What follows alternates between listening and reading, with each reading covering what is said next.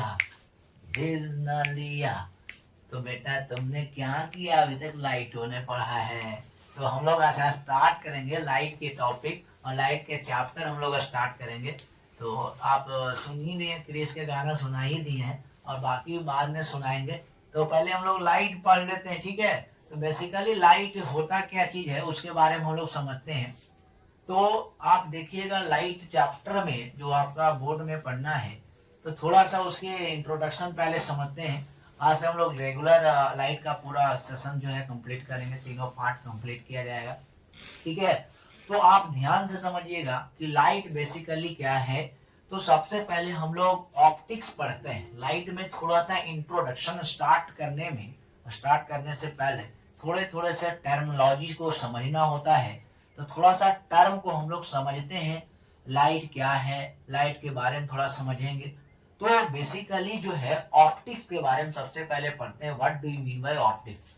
तो कहता है स्टडी अबाउट लाइट। लाइट के जिस ब्रांच में हम लोग स्टडी करते हैं, या लाइट का स्टडी करना ही क्या कहलाता है? ऑप्टिक्स कहलाता है। ये आप भी जानते हैं, लाइट का स्टडी करना ही ऑप्टिक कहलाता है, ये आप भी जानते हैं। तो यही ऑप्टिक्स है, लाइट का स्टडी कर रहे हैं उसी को हम लोग क्या कहते हैं? ऑप्टिक्स कहते हैं, ठीक सर। ऑप्टिक्स जो है जनरली 2 पार्ट में बांटा गया। ऑप्टिक्स को देखिएगा तो 2 पार्ट में डिवाइड किया गया। एक को हम लोग कहते हैं रे ऑप्टिक्स और दूसरे को हम लोग कहते हैं वेव ऑप्टिक्स। बात समझ गए? एक को हम लोग कहते हैं रे ऑप्टिक्स और दूसरे को कहते हैं हम लोग वेव ऑप्टिक्स। तो रे ऑप्टिक्स जो है, तो रे ऑप्टिक्स आपका क्लास 10th में पढ़ेंगे और वेव ऑप्टिक्स क्लास 12th का टॉपिक है। बात समझिए, क्लास 12th में जाएंगे तो वेव के बारे में आप समझेंगे। तो 2 प्रकार के ऑप्टिक्स हैं, एक रे ऑप्टिक्स है और दूसरे कौन सा ऑप्टिक्स है? वेव ऑप्टिक्स है, ये आप जानते हैं। तो रे ऑप्टिक्स क्लास 10th में पढ़ेंगे और वेव ऑप्टिक्स आप क्लास 12th में पढ़ेंगे, ठीक है। तो ये थोड़ा सा ध्यान रखना है। रे ऑप्टिक्स में आपको पढ़ना क्या है क्लास 10th में अंदर? तो आपको सबसे पहले रिफ्लेक्शन पढ़ेंगे, दूसरे पार्ट रिफ्रैक्शन शुरू करेंगे और तीसरे पार्ट जो है हम लोग आंख के बारे में पढ़ेंगे, यानी human eyes and colourful wonder के बारे में पढ़ेंगे। बात समझिए, ये 3 टॉपिक लाइट के अंदर पढ़ना होता है। तो ये तीनों टॉपिक हम लोग बढ़िया से पढ़ते हैं। तो ध्यान से आप समझिएगा। तो बेसिकली लाइट के बारे में हम लोग समझ लेते हैं। ये 3 पार्ट है रे ऑप्टिक्स में, थोड़ा बहुत वेव के बारे में समझेंगे, ठीक है। बाकी तो पूरे क्लास 10th के अंदर आपका रे ऑप्टिक्स ही पढ़ना है, ठीक है। समझ गए सर? ठीक सर। तो हम लोग फिर से स्टार्ट करते हैं। और जो लाइट क्या है, तो लाइट एक एनर्जी का फॉर्म है। बात समझ गए? लाइट एक क्या है? एनर्जी का फॉर्म है। जैसे साउंड भी एक एनर्जी का फॉर्म है, तो उसी तरह से लाइट भी एक एनर्जी का फॉर्म है। और इस एनर्जी का फॉर्म होने के कारण प्रोड्यूस करता है सेंसेशन ऑफ विजन, किसी चीज को देखने में हेल्प करता है। तो बेसिकली लाइट का कोई डिफाइनिंग नहीं पूछता, लेकिन आप बचपन से पढ़ते आ रहे हैं, क्लास 6 से स्कूल वगैरह में भी पढ़ाया जाता है, तो हर एक बच्चे को डिफाइन पता होता है। तो light is the form of energy. Light एक एनर्जी का फॉर्म है और विच प्रोड्यूस, जो प्रोड्यूस करता है सेंसेशन ऑफ विजन। बात समझे? विजन को सेंसेशन करने के लिए, देखने के लिए प्रोड्यूस करता है, ये आप जानते हैं, ठीक सर। ये बेसिकली कुछ है नहीं। अब हम लोग मेन चीज पढ़ते हैं, लाइट के कुछ कुछ टर्म के बारे में समझते हैं। तो समझ गए? तो कुछ कुछ हम लोग टर्म समझते हैं, बेसिकली लाइट है क्या उसके बारे में हम लोग समझते हैं। तो सबसे पहला है प्रॉपर्टी कहिए या थोड़ा सा इंपॉर्टेंट पॉइंट कहिए लाइट का क्या है। तो light follow law of rectilinear propagation of light. Light जो है फॉलो करता है law of rectilinear propagation of light को फॉलो करता है। बात समझ गए? Law of rectilinear propagation of light के कहने का मतलब ये है कि जब लाइट चलता है, जब लाइट ट्रेवल करता है तो स्ट्रेट लाइन पाथ में चलता है। बात समझ गए? तो इसको कहते हैं law of rectilinear propagation of light. बात समझिए, लाइट जब भी ट्रेवल करता है तो एक स्ट्रेट लाइन में चलता है और उस स्ट्रेट लाइन को हम लोग कहते हैं रेक्टिलिनियर प्रोपेगेशन ऑफ लाइट कहा जाता है। तो याद रखिएगा, light always follow law of rectilinear propagation of light. याद हो गया? पहला प्रॉपर्टी ये है। दूसरा प्रॉपर्टी क्या है भैया? Light follow law of independence. Light किसको फॉलो करता है? लॉ ऑफ इंडिपेंडेंस को फॉलो करता है। बात समझ गए? लॉ ऑफ इंडिपेंडेंस के कहने का मतलब क्या हुआ कि अगर मान लिया जाए सन से लाइट आ रहा है, तो एक तो बंडल्स में आ रहा है, बंडल्स के फॉर्म में आ रहा है, बहुत सारे रेज आ रहे हैं, एक रे तो नहीं, बहुत सारे अनंत रे हो सकते हैं। तो लाइट जो है इंडिपेंडेंस कहता है कि अगर मान लिया यहाँ आपका सन है, ये आपका सन है, सूर्य भगवान है, जिनको आप सवेरे सवेरे गुड मॉर्निंग बोलते होंगे, तो आप जानते ही। ऐसा सूर्य भगवान को क्यों गुड मॉर्निंग बोलेंगे? सबसे पहले तो अपना गर्लफ्रेंड को गुड मॉर्निंग बोलते हैं, ठीक है, तो कोई बात नहीं है, ठीक है। तो सन के साथ जो आपका रेडिएशन निकल रहा है, मान ले बहुत सारे रेज निकल रहे हैं, ऐसे अलग अलग डायरेक्शन में जा रहा है, अलग अलग डायरेक्शन में जा रहा है। इस रे को हम लोग R1 कह देते हैं, इस रे को R2 कह देते हैं, इस रे को R3 कह देते हैं, इस रे को R4 कह देते हैं, इस रे को R5 कह देते हैं। सब अपने अपने डायरेक्शन में जा रहा है। तो अपने अपने डायरेक्शन में जाने के बावजूद ये R1 जो रे हैं, ये R2 जो रे हैं, ये R3 जो रे हैं, ये R4 ये R5 जो रे हैं, एक दूसरे से कोई मतलब नहीं रखता। बात समझ गए? एक दूसरे से कोई मतलब नहीं रखता, अपने अपने डायरेक्शन में जा रहा है। R1 ना तो R2 पर डिपेंड करेगा, R2 ना तो R3 पर डिपेंड करेगा, R3 ना तो R4 पर डिपेंड करेगा, R4 ना तो R5 पर डिपेंड करेगा। यानी अपने अपने डायरेक्शन में चल रहा है तो चलते रहेगा। उसी को कहते हैं लॉ ऑफ इंडिपेंडेंस को फॉलो करना। बात समझ गए? ये आपको ध्यान रखना, एक दूसरे पर कोई डिपेंड नहीं रहता, अपने अपने डायरेक्शन में जा रहा है। जैसे आप बड़े बड़े शहर में देखेंगे तो नली नाला जो रहते हैं, तो पानी जब बहता है तो अपना अपना डायरेक्शन पकड़ लेता, कोई किसी से मतलब नहीं, अपने डायरेक्शन में जा रहा है। तो उसी तरह से लाइट जब निकलता है तो अपने अपने डायरेक्शन में जा रहा है। या मान लीजिए आप तीन गो अपना अपना दोस्त है, ठीक है, तीन गो आदमी है, तीन गो अपना अपना दोस्त है, और तीनों का जो है इस तरह से आपका दोस्त है, ठीक है भाई, ऐसा ही हमको फोटो आता है तो ऐसा ही बना देते हैं, बाकी आप जैसे समझ लीजिए। और ये आपका ऐसा है, ये आप जो है ऐसा है, ठीक है, ये ऐसा है। चलिए, ये तीन वो दोस्त हैं और तीनों का अपना अपना गर्लफ्रेंड भी है। चल ठीक है, ठीक सर। लेकिन जो तीनों दोस्त का अपना अपना जो सुंदर सुंदर कन्या को रखा है, ये आपको देखिएगा तो ये अपना ऐसा टिपोरियन लग रही है, लड़का भी तो टिपोरियन लग रहा है ना। चलो कोई बात नहीं। तो ये क्या किया ना, ये अलग स्टेट का है, ये अलग स्टेट का, ये भी अलग स्टेट का है। ये अपना बाइक पर बैठा के ले जा रहा है, ये भी अपने बाइक से जा रहा है, ये भी अपने बाइक से जा रहा है। अब जा रहा है, तीनों अपने अपने डायरेक्शन में जा रहा है, कोई किसी से एक दूसरे से कोई मतलब नहीं, अपने अपने डायरेक्शन में जा रहा है तो जा रहा है। बात समझ गए ना? इसका जो है जो इसका लड़का है, इसके जो लड़की है, इसका बॉयफ्रेंड इसका गर्लफ्रेंड से कोई मतलब इसको लेना देना नहीं, इसका बॉयफ्रेंड गर्लफ्रेंड से इसको भी कोई लेना देना नहीं, अपने अपने डायरेक्शन में जा रहा है तो जा रहा है। उसी तरह से लाइट जब निकलता है तो अपने अपने पाथ में चल रहा है तो चल रहा है, कोई किसी से दूसरे से मतलब नहीं है। उसको हम लोग कहते हैं, क्या कहते हैं? लॉ ऑफ इंडिपेंडेंस को फॉलो करना। बात समझ गए क्या? ठीक सर। अगले देखते हैं, अगला कहता है light follow law of reversibility. किसको फॉलो करता है? लॉ ऑफ रिवर्सिबिलिटी को फॉलो करता है। रिवर्सिबिलिटी का मतलब आप समझ लें, यहाँ हम समझाते हैं कि आप खुद सोचिए कि अगर एक सन हो, ऐसा सन है भाई सर, ये सन है और सन का जो लाइट आ रहा है, निकल रहा है, एक ऑब्जेक्ट पर, एक मिरर के सरफेस पे टकरा रहा है, ठीक है। यानी आपको हम जो है मिरर ऐसा थोड़ा सा बना देते हैं, समझिएगा थोड़ा ध्यान से। ये हुआ क्या, बेसिकली हम लोग मिरर के सरफेस पे ऐसा लगा दिए, ये जो आया, ये वजह जो लाइट रेज आया, इसको हम इंसिडेंट रे कहेंगे, और ये आपको गया, ये आपको नॉर्मल है, और ये आपका क्या हुआ? रिफ्लेक्टेड रे होगा कि नहीं होगा। फिर से आप देखिए, यहाँ पर भी हम लोग मिरर को हम लोग लगा देते हैं। बात समझ गए? यहाँ पर भी हम लोग मिरर को क्या करते हैं? लगा देते हैं, और यहाँ से फिर से रिफ्लेक्ट करेगा, और फिर से यहाँ पर हम लोग मिरर को क्या करते हैं? लगा देते हैं, ऐसे करके, ठीक है सर, समझ गया। फिर से यहाँ पर क्या होगा? नॉर्मल होगा, क्या होगा? नॉर्मल होगा, और इस तरह से नॉर्मल यहाँ पर भी होंगे, ठीक है। तो ये नॉर्मल हो गया भाई, और यहाँ से फिर से लाइट रिफ्लेक्ट किया और इस पार्ट पे मान लिया चला गया। बात समझ गए, इस पार्टिकल्स पे चला गया। अब खुद सोचिए लाइट कहाँ से आ रहा है, सन से आ रहा है।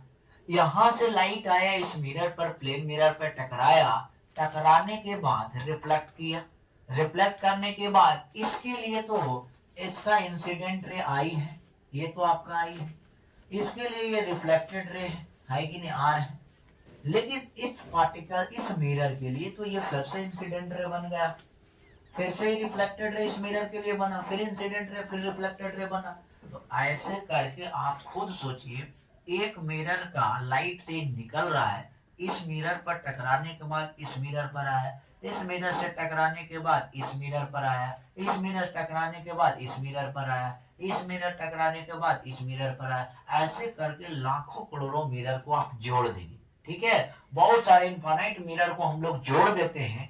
लेकिन अगर मान लेते हैं कि लास्ट वाला एंड ऑफ द मिरर जो है, जो एंड ऑफ द मिरर जो है, एंड ऑफ द मिरर जो है, एंड ऑफ द मिरर जो है, अंतिम वाले जो मिरर है, अंतिम वाला जो मिरर है, अगर अंतिम वाले मिरर पर लाइट रे 90 डिग्री से फॉल करता है, ठीक है, ऐसा हो जाए कि मिरर को थोड़ा शिफ्ट ऐसे किए, थोड़ा सा और ऐसे शिफ्ट किए, ऐसे करते करते एक समय ऐसा आ जाए कि लास्ट वाला मिरर को आप जो शिफ्ट किए हैं भैया, ये वाला आपका क्या है, ये नॉर्मल हो जाएगा, ये आपका मान लिया रिफ्लेक्टेड रे। और इस मिरर पर ऐसा हो जाए कि लगे कि लाइट रे जो है 90 डिग्री से चला गया, जो है इस mirror, end of the mirror पे अगर लग रहा है कि लाइट जो है 90 डिग्री से आपका टकरा गया, 90 डिग्री से फॉलो कर गया, तो आप इंसिडेंट रे ऐसे जा रहा था भाई, ऐसे लाइट तो ऐसे ही जाता है, बात समझ गया, ऐसे लाइट रे जा रहा था, जा रहा।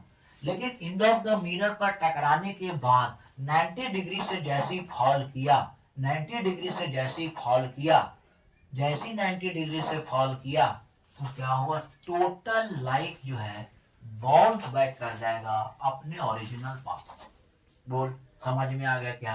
अरे बोल भाई, समझ में आया? ठीक सर। यानी कुछ नहीं हम बोले, हमने बोला सन का लाइट एक मिरर पर टकराया, फिर से अगले मिरर पर गया, फिर से टकराया अगले मिरर पर, ऐसे जा रहा, ऐसे जाते जाते लाखों करोड़ों मिरर पे चला गया। एक ऐसा समय आया कि अंतिम का मिरर जो था, लास्ट का मिरर जो था, एंड ऑफ द मिरर था, उस पे लाइट मान ले कि 90 डिग्री से फॉल कर रहा होगा, तो उस समय जो है लाइट जो ये पाथ था, कि अब लाइट का ये डायरेक्शन हो जाएगा, ये डायरेक्शन आपका हो जाएगा। बात समझ रहे हैं क्या? अरे बोल भाई, ये लाइट का डायरेक्शन ऐसे करके अब लाइट ऐसे आना शुरू कर देगा, लाइट का डायरेक्शन ऐसे अब आना शुरू कर देगा। इसका मतलब, कहना का मतलब मेरा ये है कि लाइट क्या हो गया, रिवर्स कर गया। बात समझ गए, लाइट क्या हो गया, रिवर्स कर गया। तो इसको हम लोग कहते हैं, लाइट जो है फॉलो करता है लॉ ऑफ रिवर्सिबिलिटी करता है। बात समझ गए, लाइट किसको फॉलो करता है, लॉ ऑफ रिवर्सिबिलिटी को फॉलो करता है। कि आप लाखों करोड़ों मिरर को जोड़ दीजिए, लेकिन एंड ऑफ द मिरर पर अगर 90 डिग्री से फॉल आउट कर जाता है, 90 डिग्री से अगर फॉल आउट करता है, तो टोटल लाइट क्या होगा, अपने पाथ में बाउंस बैक कर जाएगा, फिर से वापस चला जाएगा जिस जहां से लाइट गया था, जिस ऑब्जेक्ट से निकला था लाइट, वहां पर फिर से वापस चला जाएगा। समझ गए क्या? अरे बोल भाई, समझ गए क्या? ठीक सर। अगले आप याद रखिएगा, लास्ट लॉ है, light follow law of persistence of vision. Light किसको फॉलो करता है, law of persistence of vision को फॉलो करता है। किसी भी ऑब्जेक्ट को, किसी भी चीज को देखने के लिए आपको 1/16 सेकेंड होना जरूरी है। अगर 1/16 सेकेंड से आप कम देखते हैं, अगर उससे कम रेटिना पर इमेज बन रहा है, तो पार्टिकल्स आपको दिखाई नहीं देगा। बात समझ गए, 1/16 सेकेंड से थोड़ा सा अगर ज्यादा हो जाता है, तो कुछ चीज आपके रेटिना पर फिगर बन जाए। बाकी आगे हम लोग बात करेंगे ह्यूमन आइज में रेटिना क्या है, कॉर्निया क्या है, वो आगे बात करेंगे। लेकिन आपको याद रखना, परसिस्टेंस ऑफ विजन जो होता है एक ह्यूमन बॉडी का, 1/16 सेकेंड होता है, यानी एक सेकेंड में 16वां हिस्सा, 16th पार्ट। बात समझ गए? तो इससे आपको अगर किसी ऑब्जेक्ट को कम देखें, तो आपको पार्टिकल्स दिखेगा नहीं, लगेगा कौन सा पार्टिकल्स है, नहीं आइडेंटिफाई कर सकते। लेकिन 1/16 से थोड़ा सा भी ज्यादा हो जाएगा तो आपको लगेगा ये पार्टिकल्स ये वाला था, इलेक्ट्रॉन था, प्रोटॉन था, न्यूट्रॉन था, अल्फा पार्टिकल्स, बीटा पार्टिकल, गम, ऐसा पार्टिकल्स का अनुभव आपको होगा। बात समझ गए? तो ये 4 लॉ लाइट में मोस्ट इंपॉर्टेंट होते हैं। बात समझ गए? तो इसको याद रखिएगा। थोड़ा सा एक बार रिकैप कर देते। सबसे पहले याद रखना, light always follow law of rectilinear propagation of light, that means light travel in straight line path, ये हमेशा याद रखना है। दूसरा लॉ है कि light follow law of independence को फॉलो करता है कि अगर किसी सोर्स ऑब्जेक्ट से लाइट निकल रहा होगा तो अपने अपने डायरेक्शन में जा रहा है, अपने अपने डायरेक्शन में जा रहा है, कोई किसी से मतलब नहीं, अपने अपने पाथ में चल रहा है, उसको इंडिपेंडेंस कहते हैं। तीसरा कहता है light follow law of reversibility, light जो है फॉलो किसको करता है? रिवर्सिबिलिटी लॉ को फॉलो करता है। दैट मीन्स अगर कोई सन है, सन से लाइट आ रहा है और वहां पर आप मिरर, प्लेन मिरर को फिट कर दिए, यहाँ से रिफ्लेक्ट करेगा, फिर से दूसरा मिरर को फिट कर दिए, ऐसे करके लाखों करोड़ों मिरर को आप फिट कर दिए, लेकिन अंतिम वाला मिरर पर ऐसा आपको आवाज हुआ से आपको देखने को मिला कि लाइट वाला मिरर पे 90 डिग्री से फॉल कर रहा है। तो ऐसा अगर फॉल कर रहा है तो लाइट जो ऐसे ऐसे इस डायरेक्शन में जा रहा था वो टोटल बाउंस बैक कर जाएगा। इसको कहते हैं लॉ ऑफ रिवर्सिबिलिटी कहते हैं। ठीक है। लास्ट लॉ ये है, light follow law of persistence of vision को फॉलो करता है और वो कितना होता है? 1/16 सेकेंड होता है। बहुत सारे छोटे मोटे कंपटीशन में, एग्जाम में कभी कभी ये सवाल पूछ देते हैं।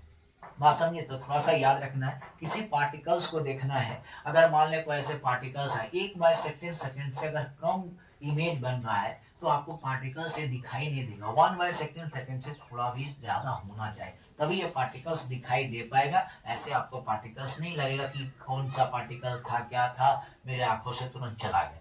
तो ये आपको ये प्रश्न, इसके पीछे में हम लोग बात किए थे आपका लाइट का कुछ पॉइंट बात किए थे कि लाइट जब भी चलता है तो एक स्ट्रेट लाइन पाथ में चलता है। लाइट जब भी फॉलो करता है तो लॉ ऑफ इंडिपेंडेंस को फॉलो करता है। फिर आपको मैंने बताया था कि लाइट जब भी लॉ ऑफ रिवर्सिबिलिटी को फॉलो करता है। फिर आपको हम बताए थे लाइट जो है परसिस्टेंस ऑफ विजन को भी फॉलो करता है। ये टोटल हम लोग 4 लॉ के बारे में समझे थे। ठीक है, 4 लॉ था टोटल, चारों लॉ के बारे में समझे थे और हम लोग ऑप्टिक्स के बारे में थोड़ा बहुत बात किए थे।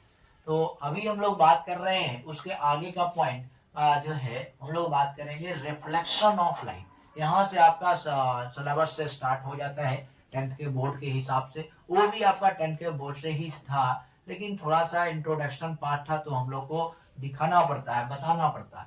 तो इसलिए बात को आप ध्यान से समझिएगा। बात हम लोग करेंगे आज की क्लास में अभी रिफ्लेक्शन ऑफ लाइट बात करेंगे। What do you mean by reflection of light, क्या होता है? कभी कभी सवाल पूछता है, इसमें नॉमेरिकल बेस्ड आते हैं, वो पूछता है, आपका डिफिनेशन नहीं पूछता है, लेकिन तब पर भी हम लोग के जो सिलेबस में उसको देख के चलना पड़ेगा भाई।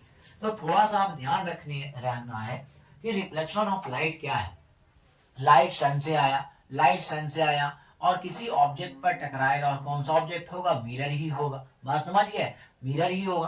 तो अगर किसी भी लाइट कहीं से भी आ रहा है और मिरर के सरफेस पे आया और स्ट्राइक कर रहा है और टकरा के वापस जा रहा है तो हम लोग कहेंगे बाउंस बैक कर गया। लाइट क्या कर गया? बाउंस बैक कर गया। तो इसी को हम लोग कहते हैं रिफ्लेक्शन ऑफ लाइट कहते हैं। तो बाउंसिंग बैक का जो फिनोमिना है, बाउंसिंग बैक ऑफ लाइट जो होता है, लेकिन लाइट कब बाउंस बैक करेगा भाई? आप ही सोचिए, जब आपका सरफेस क्या होगा? स्मूथ होगा, प्लेन सरफेस होगा, तब लाइट आपका क्या होगा? बाउंस बैक करेगा। तो जब लाइट बाउंस बैक करता है तो उसको हम लोग कहते हैं रिफ्लेक्शन ऑफ लाइट कहते हैं। बात समझिए क्या? अरे बोल भाई, समझ गए क्या? हाँ सर। अब थोड़ा सा आप समझिएगा, तो ये यहाँ हम डेफिनेशन थोड़ा सा लिखे हैं।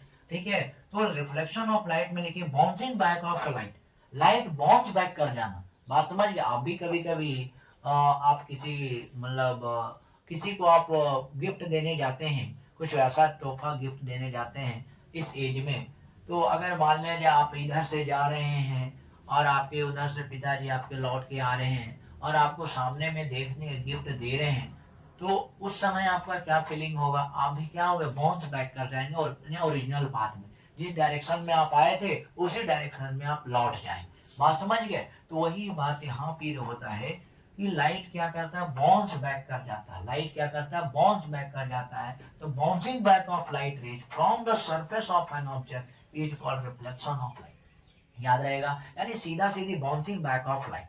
जब बाउंसिंग बैक ऑफ लाइट कब होगा, जब मिरर के सरफेस पे टकराएगा, स्ट्राइक करेगा, तो लाइट क्या कर जाएगा, बाउंस बैक कर जाएगा। उसको हम लोग रिफ्लेक्शन ऑफ लाइट के नाम से जानते हैं। समझ गए क्या? ठीक सर। अब हम लोग बात करते हैं दो प्रकार के जनरली रिफ्लेक्शन ऑफ लाइट होता है। एक को हम लोग कहते हैं रेगुलर रिफ्लेक्शन और दूसरे को कहते हैं इरेगुलर रिफ्लेक्शन, या उसी को हम लोग दूसरा नाम कहते हैं डिफ्यूज रिफ्लेक्शन भी कहते हैं। क्या कहते हैं, डिफ्यूज रिफ्लेक्शन भी कहते हैं। तो ये भी बात को कभी कभी आप याद रखिएगा कि दो प्रकार के रिफ्लेक्शन होते हैं जनरली।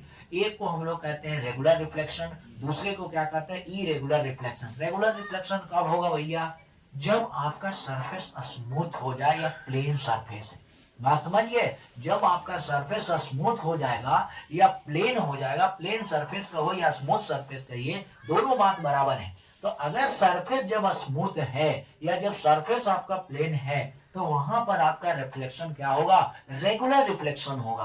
और अगर इरेगुलर रिफ्लेक्शन होगा, जहां सरफेस आपका रफ हो जाएगा, ये सरफेस स्मूथ हो जाएगा, ये सरफेस क्या होगा, स्मूथ होगा, ये आपका रफ सरफेस होगा, ये भी आप जानते हैं। तो रफ सरफेस पर आपका कैसा रिफ्लेक्शन होगा, इरेगुलर, और स्मूथ सरफेस पर कैसा रिफ्लेक्शन होगा, रेगुलर रिफ्लेक्शन होगा, ये आप जानते हैं। कोई हम लोग थोड़ा सा डिफाइनिंग भी लिख दिए कि reflection of A light from a smooth surface, smooth surface पर अगर रिफ्लेक्शन हो रहा है तो उसको हम लोग रेगुलर रिफ्लेक्शन कहेंगे। अगर स्मूथ सरफेस पर रिफ्लेक्शन नहीं हो रहा है तो उसको क्या कहेंगे, इरेगुलर रिफ्लेक्शन कहेंगे। बात समझ गए? तो reflection of light from a smooth surface that is called regular reflection, और reflection of light from a smooth surface नहीं, रफ सरफेस बोल देंगे, स्मूथ की जगह पर रफ लगा देंगे तो आपका क्या हो जाएगा, इरेगुलर रिफ्लेक्शन हो जाएगा। होता क्या जनरली भाई साहब, ध्यान से आप समझिएगा कि जैसे आप समझेंगे यहाँ पर से यहाँ पर पॉइंट भी लिखे, इन दिस केस, यानी आपका रेगुलर रिफ्लेक्शन में होता क्या है,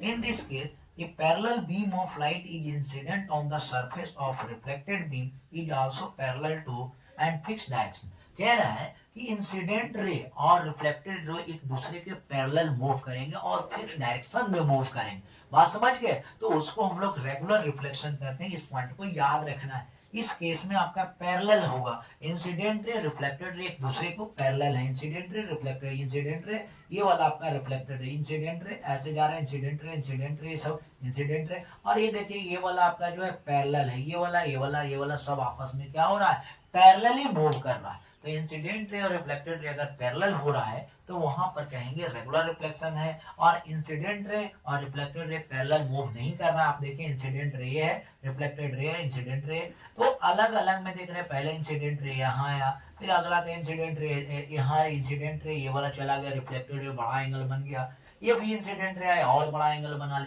तो ऐसे नहीं होता। बात समझ गए? आपको करना क्या, इंसिडेंट रे और रिफ्लेक्टेड रे दोनों आपस में बराबर होंगे, पैरेलली मूव करेंगे, तब वहां पर कहिएगा आपका रेगुलर रिफ्लेक्शन है। और ऐसे हम लोग क्या कहते हैं, इरेगुलर रिफ्लेक्शन है। इसी को दूसरा नाम डिफ्यूज रिफ्लेक्शन कहते हैं। डिफ्यूज रिफ्लेक्शन क्या कहते हैं, डिफ्यूज रिफ्लेक्शन भी बोला जाता है, डिफ्यूज करके। बात समझिए? रेगुलर इरेगुलर का दूसरा नाम क्या होता है, डिफ्यूज रिफ्लेक्शन के नाम से भी हम लोग जानते हैं। क्या कहते हैं, डिफ्यूज रिफ्लेक्शन कहते हैं। ये भी याद, तो आपने अब समझा।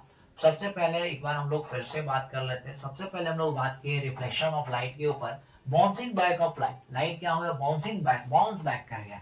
बात समझे? जैसे क्या हुआ, आप मान ले किसी को फूल देना चाह रहे हैं, ठीक है, आप फूल दिए लेकिन मैं वो एक्सेप्ट नहीं की, तो आप क्या हो गया, रिटर्न बैक हो गए। बात समझ गया, नहीं बाउंस कर गए। उसी तरह से लाइट क्या हुआ, आया और मिरर के सरफेस पे टकराया, और टकराने के बाद क्या हुआ, लाइट आपका बाउंस बैक कर गया। उसको हम लोग क्या कहते हैं, रिफ्लेक्शन ऑफ लाइट कहते हैं। समझ गए क्या? दो प्रकार के रिफ्लेक्शन होता है, एक रेगुलर रिफ्लेक्शन, एक इरेगुलर रिफ्लेक्शन। रेगुलर रिफ्लेक्शन कब होगा, जब सरफेस आपका स्मूथ होंगे, तो आपका रेगुलर रिफ्लेक्शन होगा। अगर सरफेस आपका क्या होंगे, रफ सरफेस होगा, तो आपका इरेगुलर रिफ्लेक्शन होगा। इरेगुलर रिफ्लेक्शन के ही दूसरा नाम क्या कहते हैं, डिफ्यूज रिफ्लेक्शन भी कहते हैं, या तीसरा नाम स्कैटरिंग ऑफ लाइट भी कहा जाता है। लाइट स्कैटर्ड कर गया, ये भी आप बोल सकते हैं, स्कैटर्ड ऑफ लाइट बोल सकते हैं। ठीक है, तो ये भी आप नाम थोड़ा सा ध्यान रखिएगा। ठीक सर, याद रहेगा। इसमें पैरेलली जाता है इंसिडेंट रिफ्लेक्टेड रे, इसमें पैरेलली मूव नहीं करता है। इसमें स्मूथ सरफेस, इसमें रफ सरफेस। समझ गए क्या, बोल भाई समझ गए। तो ये सब थोड़ा सा ध्यान रखना है। ठीक है, और मजे से पढ़ते रहिए। अभी देख रहे हैं कि रील्स भी चल रहा है और उसमें बहुत सारे लोग देख रहे हैं, धूम वाला गाना चल रहा है, क्रिस वाला गाना चल रहा है। ठीक है, तो आप लोग सुनिए गए होंगे, गाना तो सुनते ही होंगे, है कि नहीं। तो मोबाइल आप देखते हैं तो गाना तो जरूर ही सुन गए होंगे। तो खैर कोई बात नहीं, कभी समय आएगा तो अब आपको हम बताएंगे। ठीक है, तो अभी हम लोग बात कर लेते हैं सिलेबस के ऊपर थोड़ा सा। अब हम लोग समझते हैं थोड़ा सा इस डायग्राम के माध्यम से कुछ कुछ टर्मिनोलॉजी है, कुछ कुछ टर्म है समझने के लिए। तो सबसे पहले क्या है, लाइट कैसे कैसे है। तो एक पहला टर्म होता है इंसिडेंट रे, दूसरा होता है रिफ्लेक्टेड रे, तीसरा होता है पॉइंट ऑफ इंसिडेंट, चौथा होता है नॉर्मल, पांचवा होता है एंगल ऑफ इंसिडेंट, अगला होता है छठा होता है एंगल ऑफ रिफ्लेक्शन।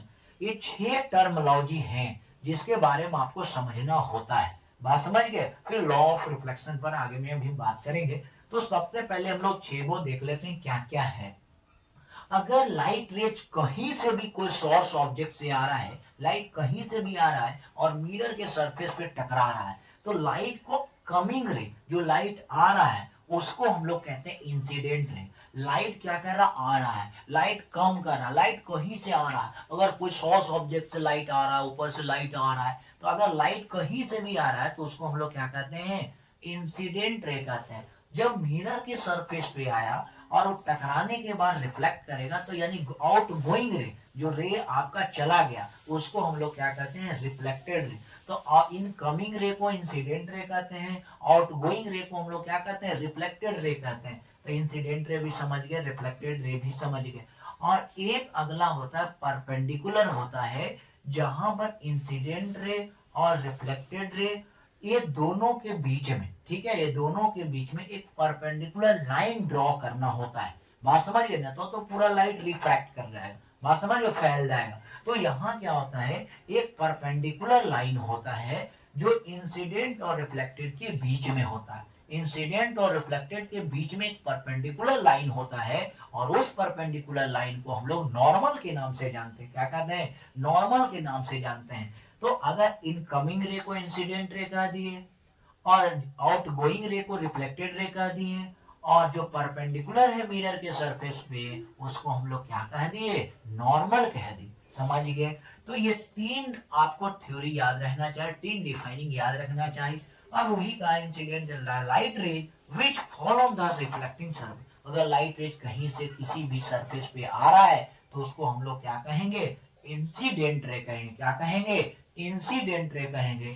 और लाइट अगर मान ले light rays reflected from surface से रिफ्लेक्ट कर गया, यानी आउट गोइंग हो गया, उसको हम लोग क्या कहेंगे, रिफ्लेक्टेड रे कहेंगे। और जो सरफेस पर परपेंडिकुलर खींचा जाता है उसको हम लोग क्या कहते हैं, नॉर्मल कहते हैं। क्या कहते हैं, नॉर्मल कहते हैं।